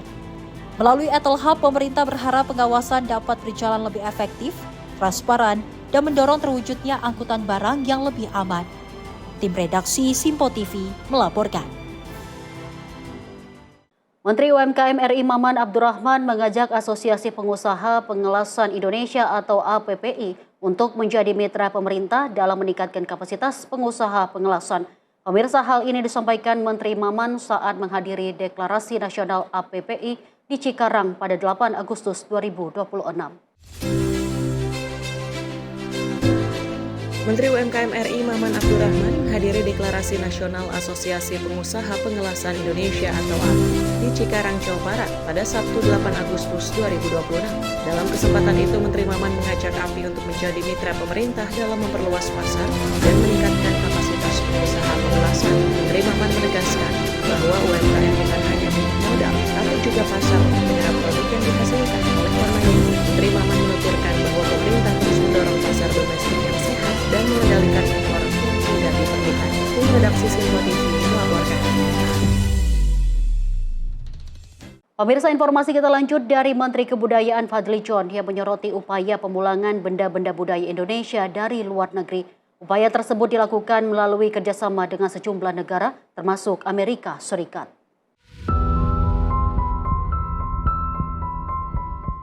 Upaya mengembalikan benda-benda budaya Indonesia yang berada di luar negeri terus dilakukan oleh pemerintah. Sejumlah artefak yang sebelumnya dibawa keluar Indonesia secara ilegal kini mulai dipulangkan melalui kerjasama dengan negara lain. Salah satunya 5 artefak Papua dari warisan suku Dani, suku Asmat, dan masyarakat Danau Sentani yang diserahkan Direktur FBI kepada Presiden Prabowo Subianto. Menteri Kebudayaan Fadlizon menyebut pemulangan tersebut menjadi bagian dari upaya menjaga kedaulatan budaya Indonesia. Benda-benda yang telah direpatriasi nantinya menjadi koleksi negara dan dipamerkan di Museum Nasional Indonesia. Pemerintah Indonesia berupaya merepatriasi benda-benda budaya yang telah secara ilegal, illegitimate, dibawa ke luar negeri, baik akibat penjarahan pada masa kolonial maupun perdagangan ilegal. Dalam upaya ini, Indonesia telah menjalin kerjasama dengan berbagai negara, termasuk dengan Belanda dan juga dengan Amerika Serikat. Kerjasama antara pemerintah Indonesia dan pemerintah Amerika Serikat bertujuan mengembalikan benda-benda budaya asal Indonesia yang dibawa secara ilegal ke wilayah hukum Amerika Serikat. Beberapa institusi keamanan di Amerika Serikat seperti District Attorney of New York, Homeland Security, dan FBI telah berhasil mengembalikan artefak asal Indonesia yang masuk secara ilegal, baik kepada perwakilan diplomatik kita di Amerika Serikat maupun langsung pada pemerintah pusat. Penyerahan 5 artefak Papua yang merupakan warisan suku Dani, suku Asmat, dan masyarakat di Danau Sentani oleh Direktur FBI beberapa waktu lalu kepada Presiden Republik Indonesia merupakan salah satu wujud komitmen kedua negara dalam proses repatriasi. Seluruh benda budaya yang berhasil direpatriasi ini akan menjadi koleksi negara dan dipamerkan di Museum Nasional Indonesia, sehingga generasi penerus bangsa dapat memiliki akses langsung terhadap bukti sejarah leluhur mereka, dan setiap yang kembali adalah warisan yang dijaga oleh negara untuk kepentingan generasi yang akan datang. Pemulangan ini menjadi bagian dari upaya Indonesia mengembalikan benda-benda bersejarah yang memiliki nilai budaya dan sejarah bagi masyarakat. Selanjutnya, artefak yang telah kembali akan menjadi koleksi negara. Tim redaksi Simpo TV melaporkan. Pemirsa, Gubernur DKI Jakarta Pramono Anung mengapresiasi kolaborasi Bank Jakarta dan Persija Jakarta. Kolaborasi antara Bank Jakarta dan Persija dinilai memiliki arti penting karena mempertemukan dua institusi yang sama-sama membawa identitas Jakarta. Gubernur DKI Jakarta Pramono Anung mengapresiasi kolaborasi Bank Jakarta dan Persija Jakarta. Menurutnya sinergi tersebut menjadi langkah strategis dalam memperkuat ekosistem olahraga sekaligus membangun kebanggaan masyarakat terhadap ibu kota. Apresiasi itu disampaikan Pramono saat menghadiri acara seremoni kerjasama Bank Jakarta dan Persija Collaboration Kick-Off di Taman Suropati, Menteng, Jakarta Pusat, Minggu 9 Agustus 2026. Hari ini kita akan mengadakan acara Bank Jakarta Persija Collaboration Kick-Off launching untuk new website Bank Jakarta. Tapi utamanya juara. Sinergi ini saya yakin pasti akan memperkuat bagaimana Persija ke depan. Bagi saya, salah satu hal untuk membangun Jakarta ini adalah membangun kebanggaan. Dan Persija ini sudah menjadi salah satu kebanggaan warga Jakarta. Thank you very much, Arhan, Dennis, and also Bapak Muhammad Aditya Putra. Mudah-mudahan kerjasama antara Jackmania dengan Persija dan juga yang paling penting adalah dengan masyarakat Jakarta berlangsung dengan sangat baik.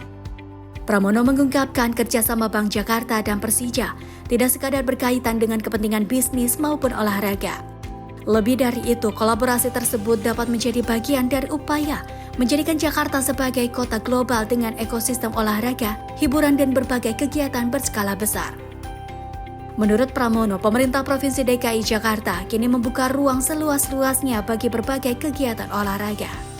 Jakarta diharapkan tidak hanya menjadi tempat berlangsungnya pertandingan, tetapi juga berkembang menjadi destinasi sport tourism yang mampu menarik masyarakat dari berbagai daerah.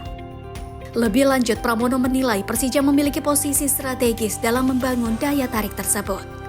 Klub berjuluk Macan Kemayoran itu telah menjadi bagian dari identitas dan kebanggaan masyarakat Jakarta, terutama melalui dukungan besar supporter setianya The Jackmania. Karena itu, Pramono berharap hubungan antara Persija, supporter, dan masyarakat Jakarta dapat terus terjaga. Dari kekuatan tersebut dijadikan modal sosial yang tidak ternilai bagi klub maupun Jakarta. Tim redaksi Sinpo TV melaporkan.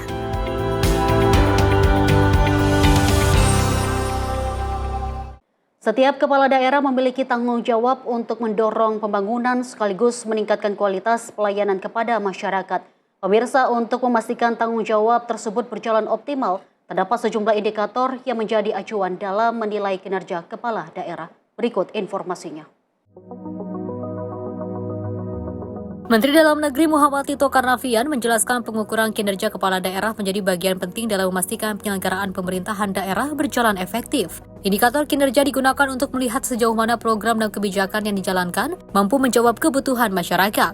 Penilaian kinerja juga dilakukan untuk melihat hasil pembangunan dan kualitas pelayanan publik di daerah. Dengan indikator yang jelas dan terukur, capaian pemerintah daerah dapat dipantau dan dievaluasi secara berkala. Hasil evaluasi tersebut menjadi bahan penting untuk mengetahui program mana yang sudah berjalan baik, serta bagaimana yang masih memerlukan perbaikan.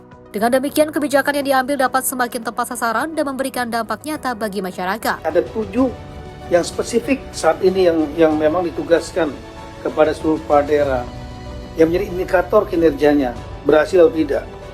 Mulai penurunan kemiskinan, termasuk kemiskinan ekstrim, penurunan stunting, penurunan angka kematian ibu anak, penurunan pengangguran terbuka, penurunan Gini rasio, kenaikan indeks pembangunan manusia IPM, Human Development Index. Pengukuran kinerja kepala daerah pada akhirnya tidak hanya berbicara tentang pencapaian program, tetapi juga tentang manfaat yang dirasakan masyarakat, mulai dari peningkatan kualitas pelayanan, pembangunan daerah, pertumbuhan ekonomi, hingga peningkatan kesejahteraan masyarakat. Melalui indikator kinerja yang jelas, pemerintah berupaya memastikan setiap kepala daerah dapat menjalankan tugas dan tanggung jawabnya secara optimal. Evaluasi yang dilakukan secara berkala juga diharapkan mampu mendorong perbaikan kinerja dan peningkatan kualitas pemerintahan di daerah. Tim redaksi Sinpo TV melaporkan. Kita lanjut informasi dari Ketua MPR RI Ahmad Muzani yang menyebut pengelolaan keuangan negara menunjukkan tren yang semakin baik. Hal tersebut terlihat dari meningkatnya perolehan opini wajar tanpa pengecualian atau WTP usai pimpinan MPR bersilaturahmi dengan pimpinan Badan Pemeriksa Keuangan.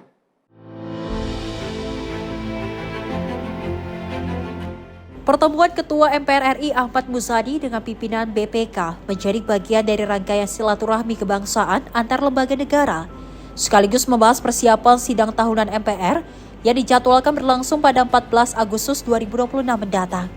Muzani mengatakan dalam pertemuan itu MPR dan BPK turut membahas hasil pemeriksaan terhadap pengelolaan dan tanggung jawab keuangan negara, baik di tingkat pemerintah pusat maupun daerah. Menurut Muzani, terdapat kecenderungan positif dalam hasil pemeriksaan BPK yang ditandai semakin banyaknya kementerian lembaga serta pemerintah daerah yang memperoleh opini WTP. Menurut Muzani, meningkatnya perolehan opini WTP menjadi kabar baik bagi tata kelola keuangan negara. Dirinya berharap tren positif tersebut dapat terus dipertahankan dan ditingkatkan, sehingga pengelolaan keuangan negara semakin akuntabel, efektif, dan efisien. Yang kedua, tadi kami banyak berdiskusi sebagai lembaga audit negara yang diberi kewenangan untuk memberi audit atas kinerja kementerian, pemerintah daerah, lembaga. BPK memberi kewenangan untuk menyelenggarakan audit, dan dari apa yang disampaikan oleh Ibu Ketua dan beberapa rekan di BPK, ada tendensi bahwa tren audit makin baik, makin bagus, dan makin banyak pemerintah daerah, pemerintah provinsi, kabupaten kota, kementerian dan lembaga yang mendapatkan predikat WTP, wajar tanpa pengecualian. Tentu ini adalah kabar yang menyenangkan. WTP itu adalah kesesuaian antara bukti keuangan dengan akuntansi standar pemerintah.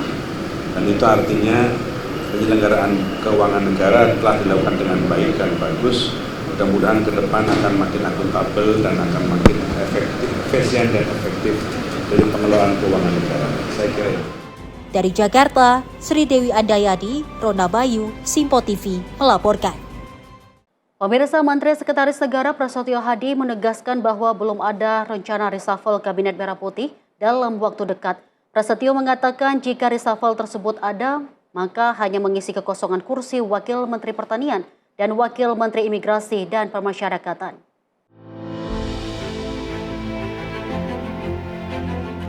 Menteri Sekretaris Negara Prasetyo Hadi menjelaskan bahwa Presiden Prabowo Subianto belum ada rencana untuk melakukan reshuffle Kabinet Merah Putih dalam waktu dekat. Prasetyo mengatakan jika reshuffle Kabinet terjadi, hanya untuk mengisi jabatan yang sementara ini masih kosong. Kekosongan kursi tersebut yakni posisi Wakil Menteri Pertanian yang sebelumnya diisi Sudaryono, kini menjadi Kepala Badan Gizi Nasional. Selain itu juga kekosongan kursi Wakil Menteri Imigrasi dan Pemasyarakatan yang sebelumnya dijabat oleh Silmi Karim, yang saat ini telah ditahan oleh KPK pada Juni lalu. Belum. Itu kan kemarin karena ada pertanyaan mengenai reshuffle, jadi sampai hari ini belum ada rencana untuk adanya reshuffle. Nah, yang kami sampaikan adalah jikalaupun ada, mungkin prioritasnya adalah mengisi jabatan-jabatan yang oleh karena sesuatu hal itu sementara saat ini kosong. Gitu. Nah, contohnya kan Mbak Mentan yang diberi tugas untuk membenahi Badan Gizi Nasional kita, kemudian Mbak Menimipas yang kemarin kena perkara hukum kan gitu. Dari Jakarta, Farizal Ahmad Amin, Simpo TV melaporkan.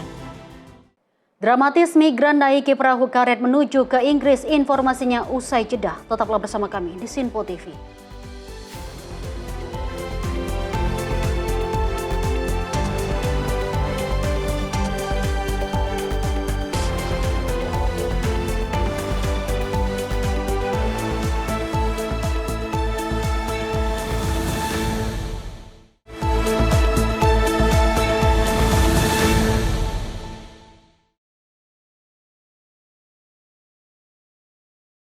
Terima kasih pemirsa, Anda masih setia bersama kami di Penyapa Indonesia Malam Simpo TV.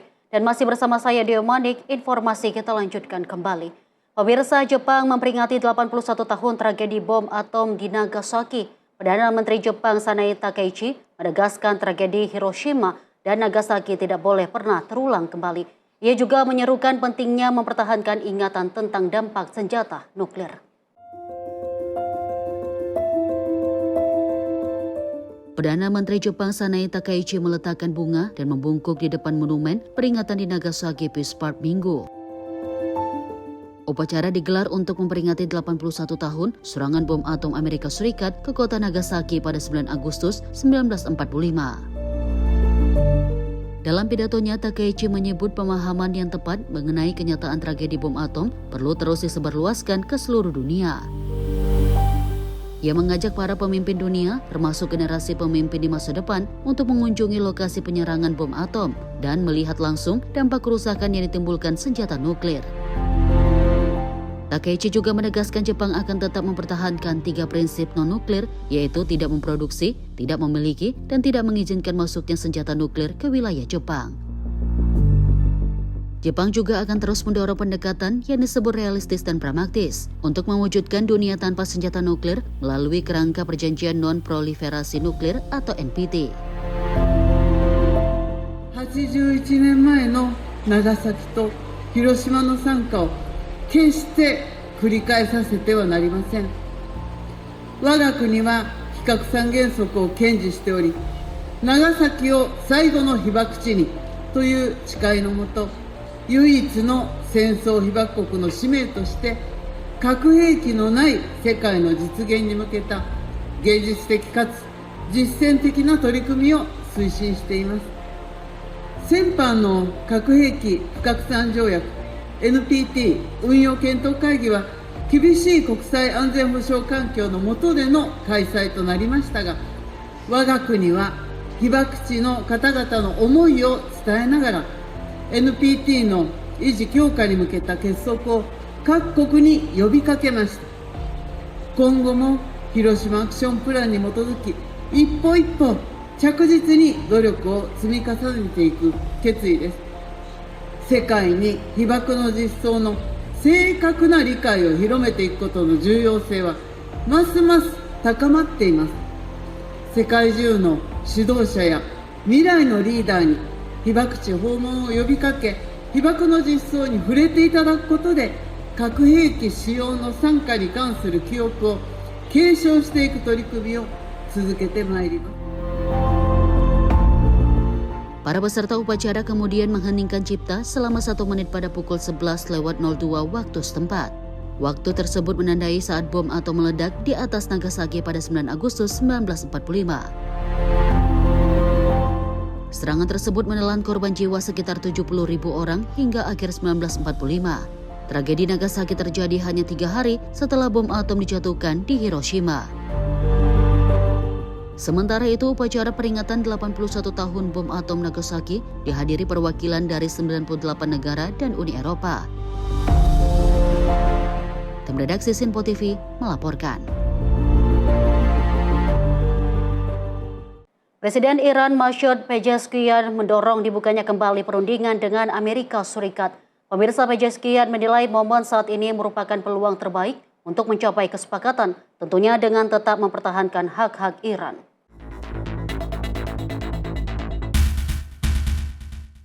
Presiden Iran Masoud Pezeshkian menyebut persatuan dan kekuatan nasional dapat menjadi modal Teheran dalam menghadapi perundingan dengan Amerika Serikat. Berbicara di Teheran dalam peringatan Hari Jurnalis Nasional, Pezeshkian menilai saat ini merupakan waktu paling tepat untuk mencapai kesepakatan dengan Washington.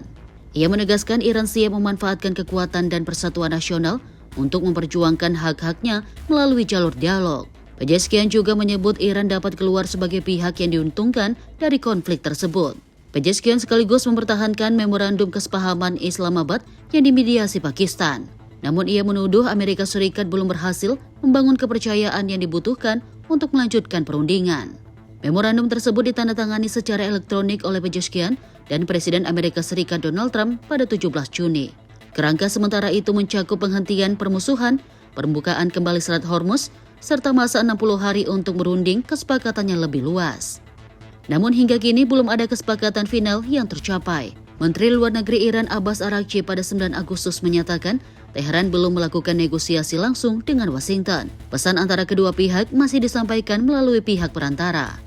Sementara itu Iran dan Oman juga tengah membahas pengaturan pelayaran melalui Selat Hormuz, salah satu isu utama dalam ketegangan antara Iran dan Amerika Serikat. Washington sendiri terus mendorong Teheran untuk mencapai kesepakatan.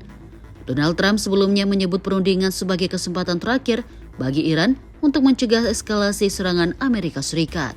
Trump menyebut pembahasan sebaiknya diawali dengan persoalan Selat Hormuz sebelum berlanjut pada program nuklir Iran. Tim redaksi Sinpo TV melaporkan. Sejumlah migran terlihat berdesakan menyeberangi laut di lepas pantai Dunkirk, Prancis untuk naik ke perahu karet menuju Inggris. Pemirsa, aksi ini menjadi gambaran resiko penyeberangan Selat Inggris yang masih terus terjadi.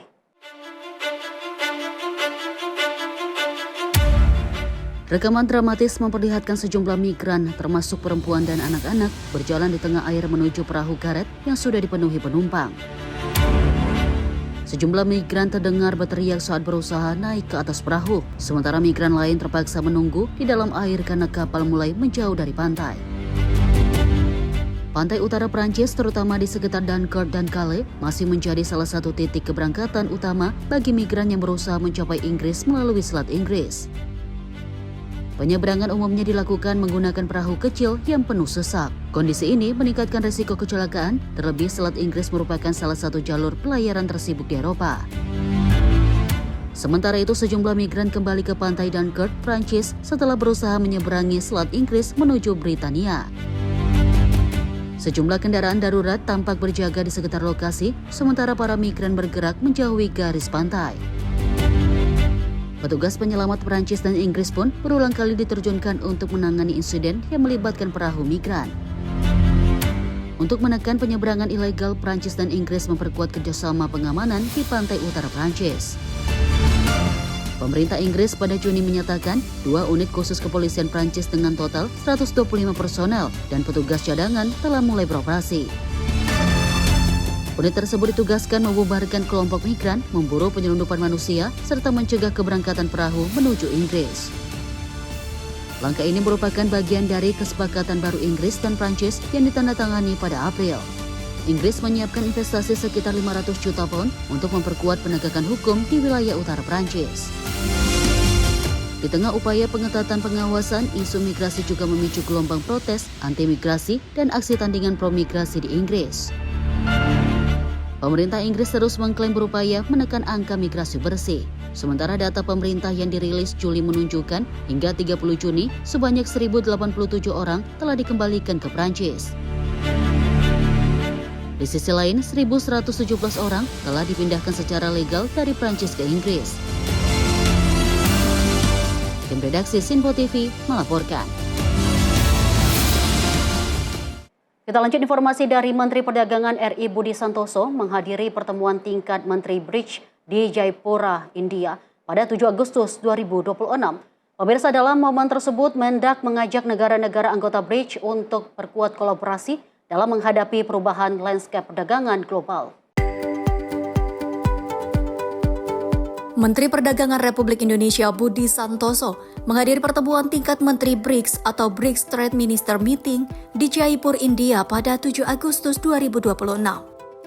Dalam kesempatan itu, Mendak menyampaikan bahwa BRICS harus mampu memperbaiki sistem perdagangan multilateral sehingga dapat memberikan pengembangan akses pasar bagi UMKM untuk jadi bagian dari global value chain.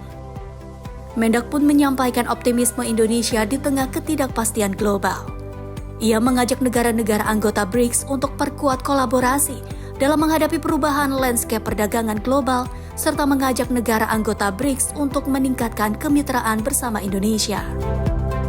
Di tengah tantangan dan ketidakpastian global, aliansi BRICS memiliki peran penting sebagai kekuatan ekonomi dan perdagangan utama yang memberikan pengaruh kuat terhadap dinamika global. Hari ini, para menteri perdagangan BRICS bertemu serta mengambil sikap dan solusi atas beberapa isu perdagangan terkini. Indonesia dan BRICS memperkuat fungsi WTO dan sistem perdagangan multilateral sesuai dengan kepentingan negara berkembang. Tim redaksi Sinpo TV melaporkan. Sawah Terasering di Provinsi Guizhou, Tiongkok berubah menjadi panggung konser terbuka. Musik rakyat tradisional digelar di tengah pegunungan, menciptakan pertunjukan unik dengan pemandangan alam sebagai latar. Ratusan pengunjung berkumpul di kawasan Shenzhen Ancient Town, Beijing Goshu untuk menyaksikan pertunjukan musik dan tari tradisional. Panggung dibangun di antara pematang sawah teras sering yang membentang di lereng pegunungan. Para penampil mengenakan pakaian tradisional dan membawa lagu-lagu rakyat khas masyarakat setempat. Sementara penonton menyaksikan pertunjukan sambil mengayunkan lampu ponsel dan obor. 给我的感觉就是非常非常的震撼，还有一点是我觉得我们今天也有节目嘛，然后我感觉自己开了一个音乐会，非常非常的开心。 Konsep konser ini berbeda dari pertunjukan musik pada umumnya. Tanpa gedung atau panggung besar, lereng pegunungan dan sawah teras sering justru menjadi amfiteater alami yang membuat suara musik bergema ke seluruh lembah. Kawasan pertunjukan memanfaatkan jaringan sawah teras sering seluas sekitar 120.000 meter persegi. Dari udara, pola teras sering tersebut membentuk siluet yang menyerupai sidik jari raksasa atau bentuk hati yang sedang mekar. Pertunjukan ini juga terinspirasi dari tradisi festival obor yang dirayakan masyarakat etnis Ye dan Bai. Cahaya obor di tengah gelapnya pegunungan menambah suasana meriah sepanjang pertunjukan. Shenzhen Ancient Town sendiri diambil dari nama Madame Shenzhen, tokoh politik abad ke-14 yang dikenal berperan dalam menghubungkan wilayah pegunungan dengan kawasan lain di Cina. Pertunjukan musiman ini kini menjadi salah satu cara untuk memperkenalkan keindahan alam Guizhou, sekaligus mempertahankan dan mempromosikan warisan budaya tradisional masyarakat setempat. Tim redaksi Sinpo TV melaporkan. Informasi berikut ini datang dari sebuah sumur pertanian di Gujarat, India yang mendadak menjadi tujuan warga setelah air di dalamnya bergelombang dan berputar tanpa didahului gempa. Pemirsa, fenomena misterius tersebut membuat warga berdatangan untuk menyaksikan langsung kondisi tersebut. Sumur sedalam sekitar 5,5 meter di Desa Firwarda, Distrik Morbi, Gujarat menunjukkan pergerakan air yang tidak biasa. Air terlihat bergejolak dan berputar berulang kali seperti membentuk gelombang. Fenomena tersebut dikabarkan mulai terjadi pada 2 Agustus. Warga dari sejumlah desa di sekitar lokasi pun datang untuk melihat langsung, bahkan sebagian terlihat menyelam ke dalam sumur dan mengabadikan momen tersebut. Pergerakan air bahkan sempat membuat warga khawatir akan terjadinya gempa. Terlebih fenomena tersebut terjadi selama beberapa jam pada sore hari. Sejumlah pejabat dari Rajkot, Morbi hingga Gandhinagar kemudian datang ke lokasi untuk memeriksa fenomena tersebut. Pemeriksaan awal juga dilakukan oleh ahli geologi, sementara tim peneliti air tanah diminta melakukan kajian lebih mendalam. Otoritas turut berkonsultasi dengan Institute of Seismological Research di Gandhinagar. Hasil pemantauan sejauh ini tidak menunjukkan adanya aktivitas seismik yang dapat menjelaskan pergerakan air di dalam sumur. Salah satu dugaan yang kini dikaji berkaitan dengan curah hujan monsun yang tinggi di Gujarat. Pengisian kembali air tanah secara cepat diduga dapat mendorong udara yang terperangkap di dalam celah batuan dan pori-pori tanah, sehingga memicu gelembung serta gerakan air di permukaan. Meski demikian, penyebab pasti fenomena ini masih menunggu hasil penelitian lebih lanjut. Untuk sementara, sumur misterius ini terus menarik perhatian warga sekaligus menjadi objek penelitian para ahli. Tim redaksi Sinpo TV melaporkan. Kebakaran hutan besar melanda wilayah Tirik di Provinsi Castellón, Spanyol Timur. Lebih dari 300 personel tanggap darurat diterjunkan untuk memadamkan api yang telah membakar hampir 400 hektar lahan. Dalam rekaman tampak petugas pemadam kebakaran yang bekerja sepanjang malam menyemprotkan air ke arah kobaran api yang menjalar di kawasan hutan. Sejumlah mobil pemadam dikerahkan masuk ke zona kebakaran. Sementara para petugas terlihat berjalan melintasi lahan yang menghitam setelah berjam-jam berada di garis depan.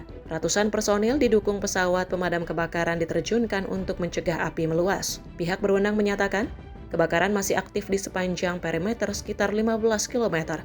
Meski demikian, upaya pemadaman sepanjang malam berhasil memperlambat pergerakan api. Kondisi medan yang curam dan terjal membuat proses pemadaman menjadi lebih sulit. Perintah agar warga di sekitar Katy tetap berada di dalam rumah masih diberlakukan. Sementara itu, petugas terus berupaya menstabilkan perimeter kebakaran.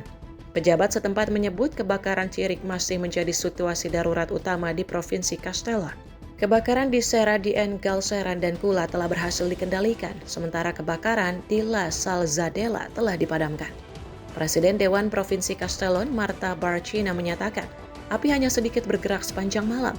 Pihaknya memastikan tim pemadam akan terus bekerja untuk menstabilkan perimeter dan mencegah penyebaran api. Kebakaran Tirik merupakan salah satu dari sejumlah kebakaran yang melanda Provinsi Castellon sejak Jumat malam waktu setempat. Petugas menduga sambaran petir saat badai petir mungkin jadi pemicu, namun penyebab pasti kebakaran masih dalam penyelidikan.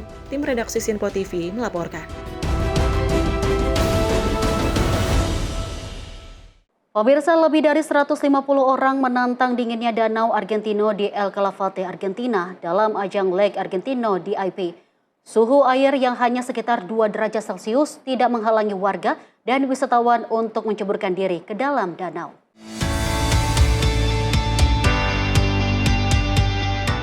Ratusan warga, wisatawan hingga perenang internasional berkumpul di tepi Danau Argentino untuk mengikuti Lake Argentino DIP. Peserta secara bersama-sama menceburkan diri ke dalam air danau yang sangat dingin. Kegiatan yang digelar pada minggu ini menjadi edisi perdana Lake Argentino DIP dan sekaligus menjadi penutup Winter Swimming World Cup 2026. Berbeda dengan pertandingan renang musim dingin, peserta Lake Argentino DIP tidak diwajibkan memiliki pengalaman berenang di air dingin.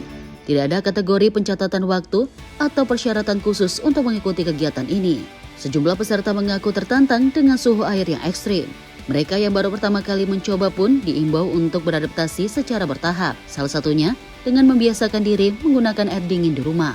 Bagi masyarakat Patagonia, berenang di air dingin bukan hal yang sepenuhnya baru. Namun berenang di tengah musim dingin ketika salju menyelimuti kawasan El Calafate memberikan pengalaman yang jauh berbeda dibandingkan saat musim panas. Setelah menceburkan diri, peserta dapat menghangatkan tubuh dengan minuman dan makanan hangat serta menikmati musik. Petugas keselamatan dan penjaga pantai juga disiagakan selama kegiatan berlangsung. Pelaksana menyebut kegiatan ini tidak hanya menjadi tantangan fisik, tetapi juga upaya memperkenalkan keindahan Danau Argentino sebagai destinasi wisata alam dan petualangan. Melalui gelaran perdana ini, El Calafate berambisi menjadi tuan rumah berbagai ajang olahraga internasional berbasis alam. Pemerintah Provinsi Santa Cruz juga membidik penyelenggaraan World Winter Swimming Championship 2026. Tim redaksi Sinpo TV melaporkan.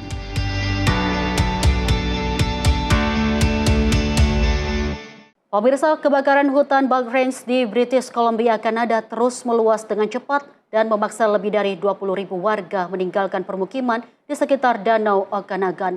Kondisi tersebut mendorong pemerintah menetapkan status darurat tingkat provinsi.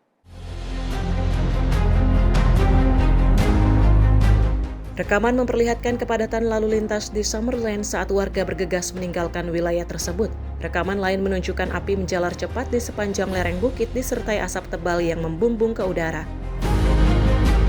Kebakaran Bulk Range pertama kali dilaporkan pada Jumat malam waktu setempat. Dalam hitungan jam, api telah menjalar sekitar 15 km menuju Danau Okanagan dengan luas area terbakar mencapai lebih dari 100 km persegi. Summerland yang berpenduduk sekitar 12.000 orang diperintahkan untuk dievakuasi. Sekitar 8.000 warga di Peachland dan wilayah sekitarnya juga diperintahkan meninggalkan kawasan. Jalan Raya 97 yang menghubungkan Peachland dan Penticton turut ditutup.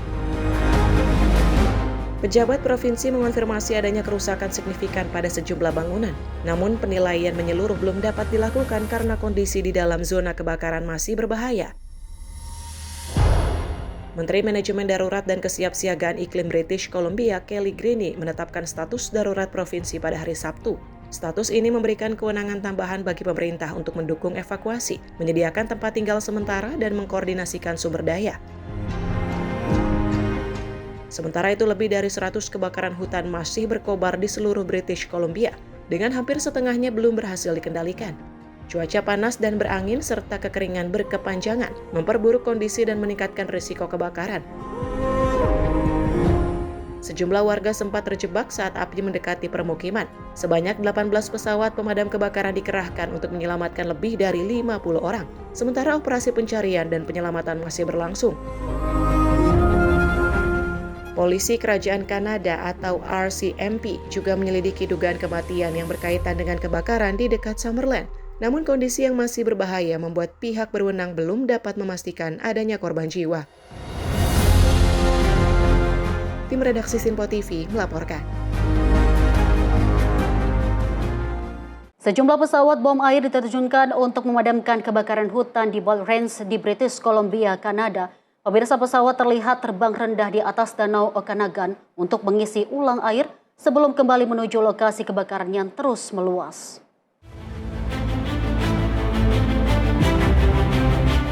Seperti inilah rekaman saat pesawat pemadam kebakaran terbang rendah dan menyentuh permukaan Danau Okanagan dekat Peachland, Kanada untuk mengambil air. Setelah terisi, pesawat kembali terbang menuju lokasi kebakaran untuk menjatuhkan air dari udara. Kebakaran hutan Bald Ridge pertama kali dilaporkan pada hari Jumat waktu setempat. Api dengan cepat menjalar menuju Summerland dan kawasan sekitar Danau Okanagan, didorong tiupan angin kencang yang mempercepat penyebaran api. Lebih dari 20.000 warga di Summerland, Peachland, dan wilayah sekitarnya diperintahkan meninggalkan permukiman. Pihak berwenang juga melaporkan adanya kerusakan signifikan pada sejumlah rumah dan properti akibat kebakaran. Pemerintah British Columbia menetapkan status darurat tingkat provinsi pada hari Sabtu. Petugas pemadam kebakaran dan tim tanggap darurat terus dikerahkan untuk mengendalikan Bald Ridge, serta sejumlah kebakaran hutan lain yang masih berkobar di berbagai wilayah provinsi. Tim redaksi Sinpo TV melaporkan. Kita lanjut informasi, sebuah lift di tengah tebing curam di Yunnan, Tiongkok kini menjadi akses penting bagi anak-anak untuk bersekolah. Pemirsa, dikenal sebagai bus sekolah langit, lift ini memangkas perjalanan yang sebelumnya memakan waktu 3 jam menjadi hanya sekitar 30 menit. Inilah pemandangan tak biasa di Nizhu Rivers Grand Canyon, Swanwei, Provinsi Yunnan, Tiongkok. Dua lift yang menempel di dinding tebing yaitu Xinyun dan Fuyao bergerak menyusuri dinding ngarai yang menjulang ratusan meter. Bagi wisatawan, lift ini menjadi cara menikmati pemandangan ngarai. Namun bagi warga dan anak-anak di sekitar, lift ini memiliki fungsi yang jauh lebih penting. 我们是从小峡谷一路走过来，就是看到了很多以前的那个小朋友走的旧路，真的是很感叹，这么辛苦的求学路，他们依然是没有退缩的一路向前，就像我们的中国的未来一路向前。 Sebelum ada lift, anak-anak yang tinggal di dasar ngarai harus mendaki jalur pegunungan yang curam untuk menuju sekolah. Perbedaan ketinggian lebih dari 500 meter membuat perjalanan tersebut dapat memakan waktu hingga 3 jam. Kini para siswa dapat langsung menaiki lift menuju kawasan di atas tebing. Perjalanan pun terpangkas menjadi sekitar 30 menit. Lift Yingyun dengan ketinggian 268 meter mulai beroperasi pada 2022.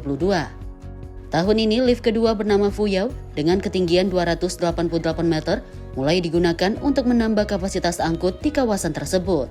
Warga setempat dan pelajar dapat menggunakan lift serta jalur kabel secara gratis. Khusus bagi pelajar tersedia jalur yang memudahkan perjalanan mereka menuju dan pulang dari sekolah. Pembangunan lift awalnya merupakan bagian dari pengembangan pariwisata di kawasan ngarai. Namun kini infrastruktur tersebut melayani dua kelompok dengan keperluan berbeda. Wisatawan yang datang menikmati pemandangan, serta anak-anak yang setiap hari menggunakannya untuk menuntut ilmu. Bagi para pelajar di desa-desa sekitar, bus sekolah langit bukan sekedar atraksi wisata. Lift ini telah mengubah perjalanan berat menyusuri pegunungan menjadi perjalanan sekolah yang jauh lebih cepat dan aman. Tim redaksi Sinpo TV melaporkan.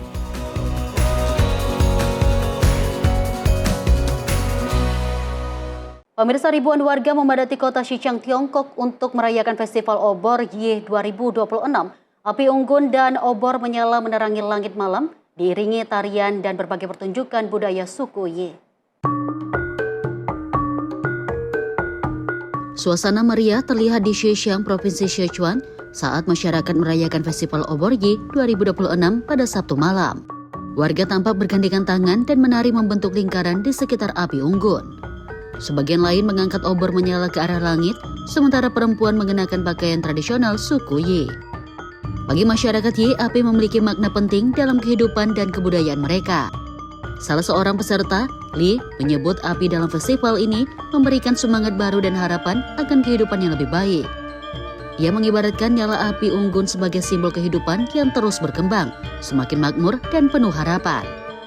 Suku Ye merupakan salah satu kelompok etnis minoritas utama di Tiongkok dengan komunitas yang banyak tersebar di wilayah barat daya negara tersebut. Dalam tradisi Ye, api menjadi bagian penting dalam berbagai ritual dan perayaan. Festival obor pun menjadi momen untuk mempererat kebersamaan melalui tarian, musik, serta perayaan bersama. Festival Obor Ye 2026 di Liangshan dimulai sejak 19 Juli. dengan 98 kegiatan budaya dan pariwisata yang digelar di 17 kabupaten dan kota. Puncak perayaan Malam Obor di Xiangxiang digelar pada 8 Agustus di sepanjang Aerospace Avenue. Acara diisi tarian massal, pertunjukan seni tradisional, serta pesta api unggun. Festival tahunan ini menjadi salah satu perayaan budaya terbesar masyarakat Yidi Liangshan, sekaligus menjadi ajang untuk melestarikan tradisi dan memperkuat identitas budaya mereka. Tim redaksi Sinpo TV melaporkan. Pemirsa, informasi tadi menutup perjumpaan kita hari ini. Saya Azhar Putra, mewakili seluruh rekan kerja yang bertugas mengucapkan terima kasih, selamat malam, dan sampai jumpa.